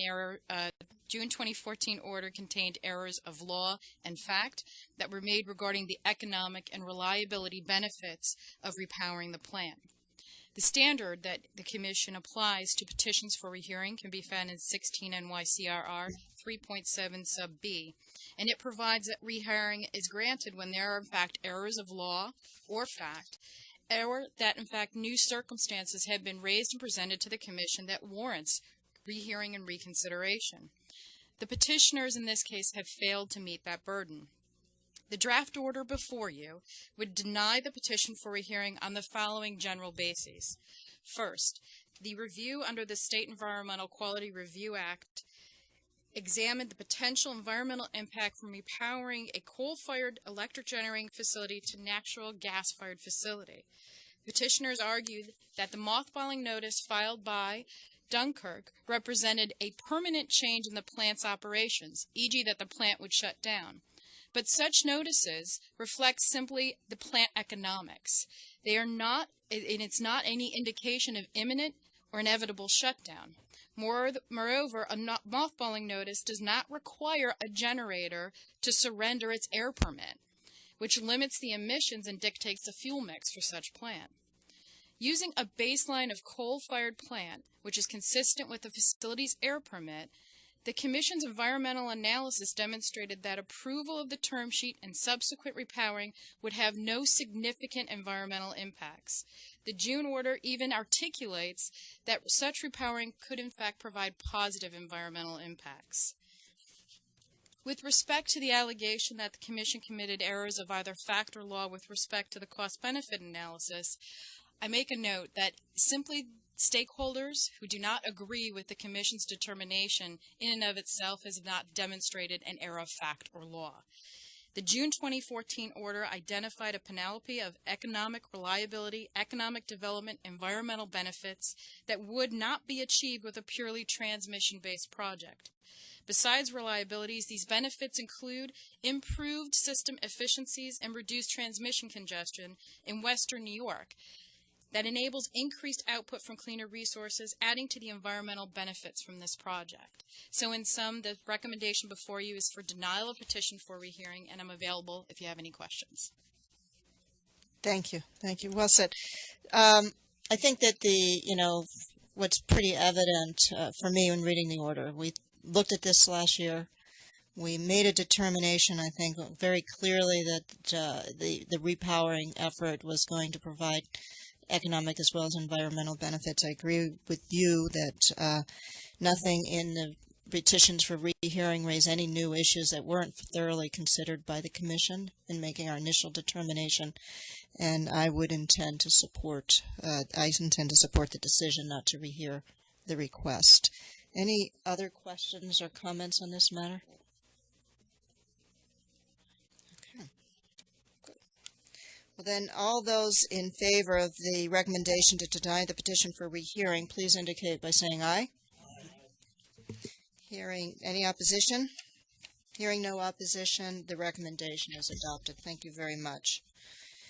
We're now, the next 9 items on the agenda are items for which we're not doing presentations, but they're items for which an individual commissioner may have indicated a request for additional questions or additional comment, and I wanted to make sure we had that opportunity. But my intention is to vote on all these items as a block.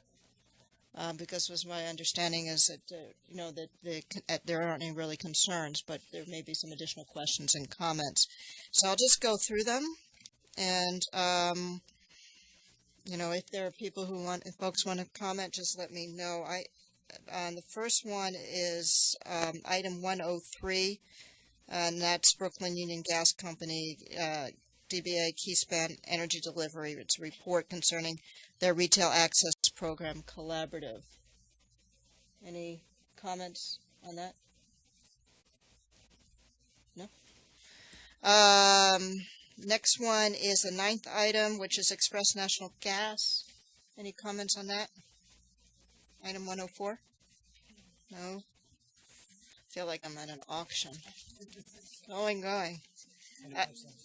Item number 10 is the Brooklyn Union Gas item. It's regarding the acts and practices of billing for each customer's. Comments on that one?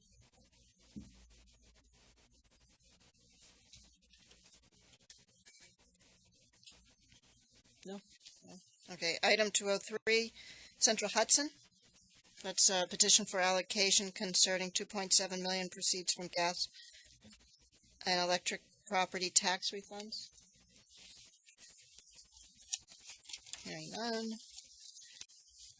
Item 12 is item 304. That's a Niagara Mohawk Cooperation tariff filing to revise its service rules. That's the one that was discussed previously. I think we've pretty much discussed that item. Any comments? We good? Item 305 concerns Shoreham Energy and their petition to amend their certificate of convenience. Commissioner Akinpora. Okay, we had the item before us allowing this to move from 79.9 to 95 megawatts. Kim, I wonder if you would just, for the record, because the concern was when we originally did this that the civics and community members did have a concern with this going to increase its generating capacity and their recourse should there have been a problem with noise or odors. Before you respond, I'd just like to ask to add on to that so that she can respond with the same. So for this item, I think it's very important also to talk about with that the actual next steps on the noise qualifications and what will be done, and then the civic association's concerns on that and how they would be involved in it.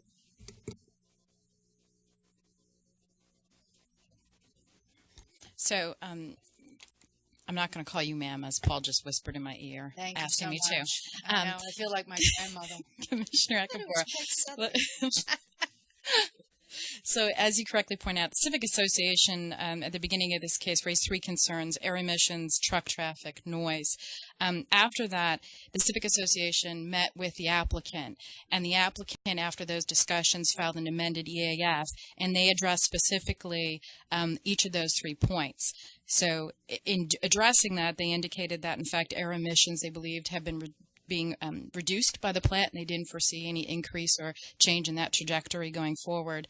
In addition, the truck traffic would only increase very minorly, and given the already background traffic, should have no appreciable impact. And lastly, they believe that the noise would continue to decrease at the plant because by ramping it up to its full efficiency, they're hoping that the noise of the operation will actually decrease because they're not idling back the facility to run under its capability. Nobody asked for an evidentiary hearing following the outcome of that, so that's always a good indication that we're on the right track in dealing with intervener concerns. But more specifically, and as Commissioner Berman asked me to address as well, the order is pretty specific with respect to the noise issue. And I just want to turn your attention, both specifically ordering clauses 2 and 3 are very specific, and they are so because they need to be, but also because we have been blessed with a very good noise expert who has come on board with staff and has really allowed the Commission to tighten up its controls on noise to address concerns such as raised by the Stakeholder Association.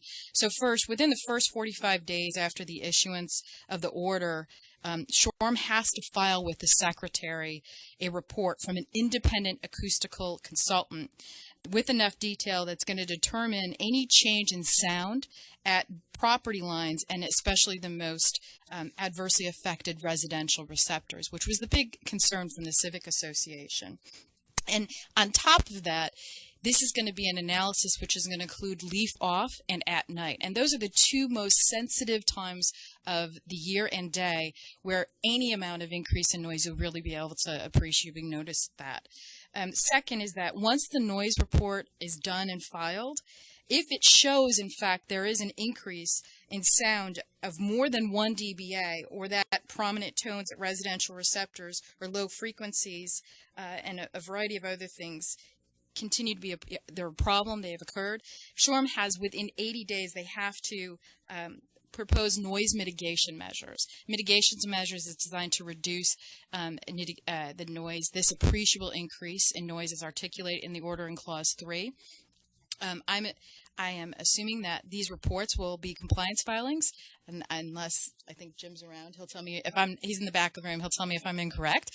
As coming in with compliance filings, like we talked about with Rev and Clean Energy, they get into the docket, and the docket automatically kicks out a notification. So the association should be able to look at that. Second, I've discussed with staff that because of the Civic Association's concern that we really need to contact the Civic Association once this plant is up at full rated capacity and running to talk to them to make sure, in fact, what we're seeing in the reports are what they're experiencing in reality. And to the extent that we have a disconnect anywhere, I'm sure we'll be engaging with the SHORM and, if necessary, coming back to you. Thank you. I really appreciate the sensitivity to this matter on behalf of the Civic and the people that do live in that area. As we all know, the SHORM area has always had a special need and sensitivity toward this, particularly when it was running at the 79.9 as a peaker. There were complaints. So we want to make sure that, again, I'm glad we have our specialist on board and that we do have an avenue to allow the Civic to make a complaint if they feel there are any, but hopefully there won't be. Thank you. Commissioner Berman, do you have any? Great, thank you. I didn't realize you were a noise expert. That's How many kids does she have? yeah, that's maybe that. Next item is 306. Comments? Yes, I'm just for a description of the item. It's an item that upholds an informal hearing decision that the complainant is responsible for unmetered electric service as a result of tampering with Con Ed's distribution system, and then we fairly adjust the period of remedial billing to reflect a shorter period of time commencing upon the date that utility records registered a sharp drop in metered usage.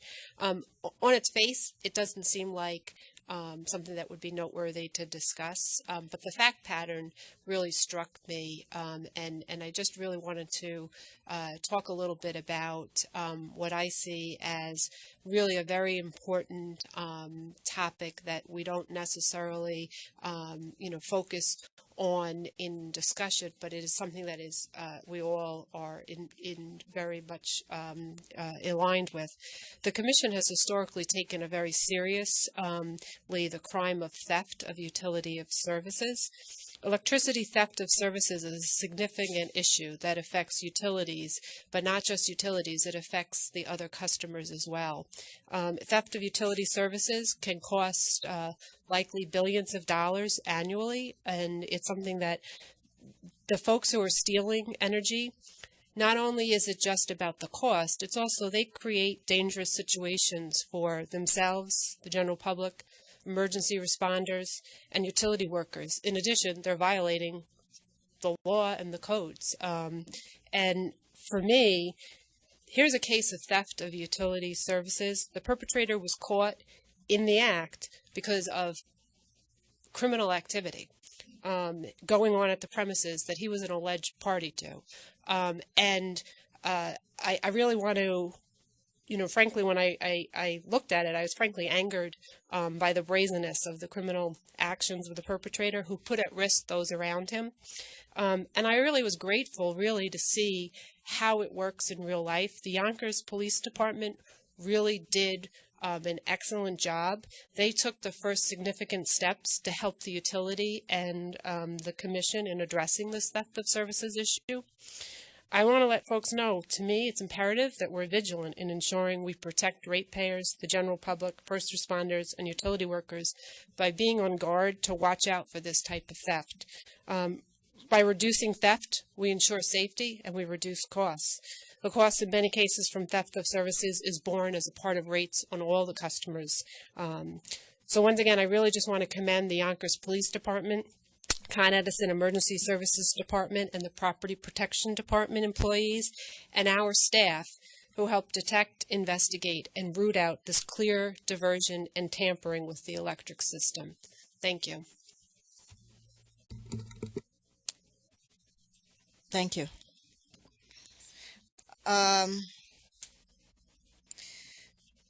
Next item is 307, which is a petition to submeter electricity. And this concerns a item that is to divert from direct metering to master metering to facilitate deployment of solar voltaics. So nothing else. It's interesting in the sense that it's a submetering petition, but it also allows for the deployment of solar voltaics in Con Ed's territory. So it's a petition for approval. But any comments on that? This is the first time also that we're approving this. Under our 2012 regulations, yes. Yeah. Movement forward. It's good stuff.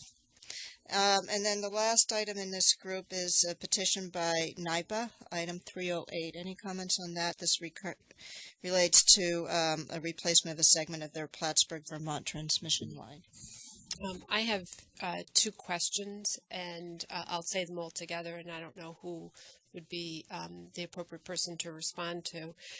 When I look at this, I just want to get a clear understanding of the rationale and the unique set of facts that is the staff recommendation is that this does not trigger an Article 7 process.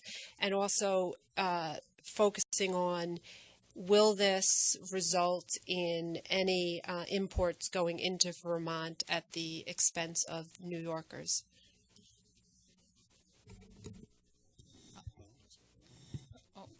If he's up here so long, he's got to speak more than once, so I'm going to let Paul take that.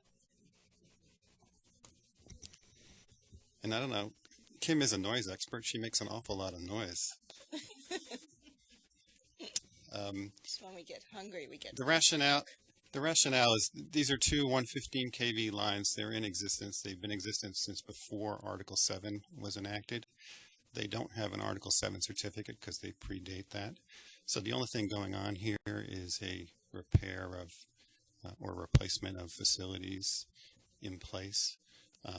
Since the repair does not result in the facility being upgraded to a different level of capacity than it currently has, it does not trigger Article 7. So it's just a simple matter of what does and what doesn't trigger it. And regarding imports, the facility will still operate at 115, and so it won't have any greater capacity into Vermont than it has today, so it'll be exactly the same. And Raj, you agree with that? Yes. Okay, great. Thank you. Okay. So with that, then, I'm going to just, as I said, we'll vote as a group. Going back. So this would be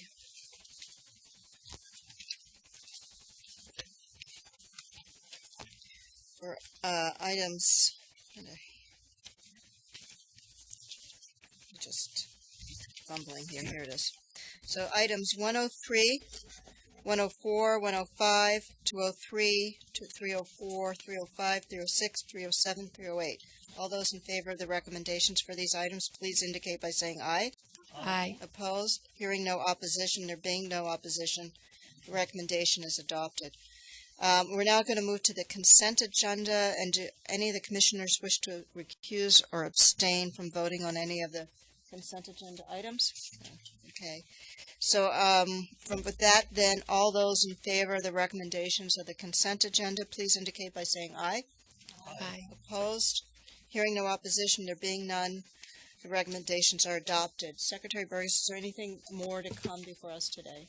There's nothing more to come before you today, just for informational items. All the presentations that were shown today will be available on the department's website. There's two technical conferences coming up. The first one is on November 5th, which is a joint technical conference with FERC. There was a notice issued on October 10th that has a preliminary agenda. Those who are attending are encouraged to register with FERC, and the link is in there in order to register. There's also going to be a technical conference on November 6th concerning REV. There was a notice issued on October 10th as well that had the preliminary agenda in there, so you can take a look at that. Both those conferences are in New York City, and the exact locations are noted. The next session is here. Will be on November 13th. Great. Thank you, Secretary Burgess. So with that, thank you everybody for your patience, and great job, staff, on, I know, a lot of work, and we stand adjourned.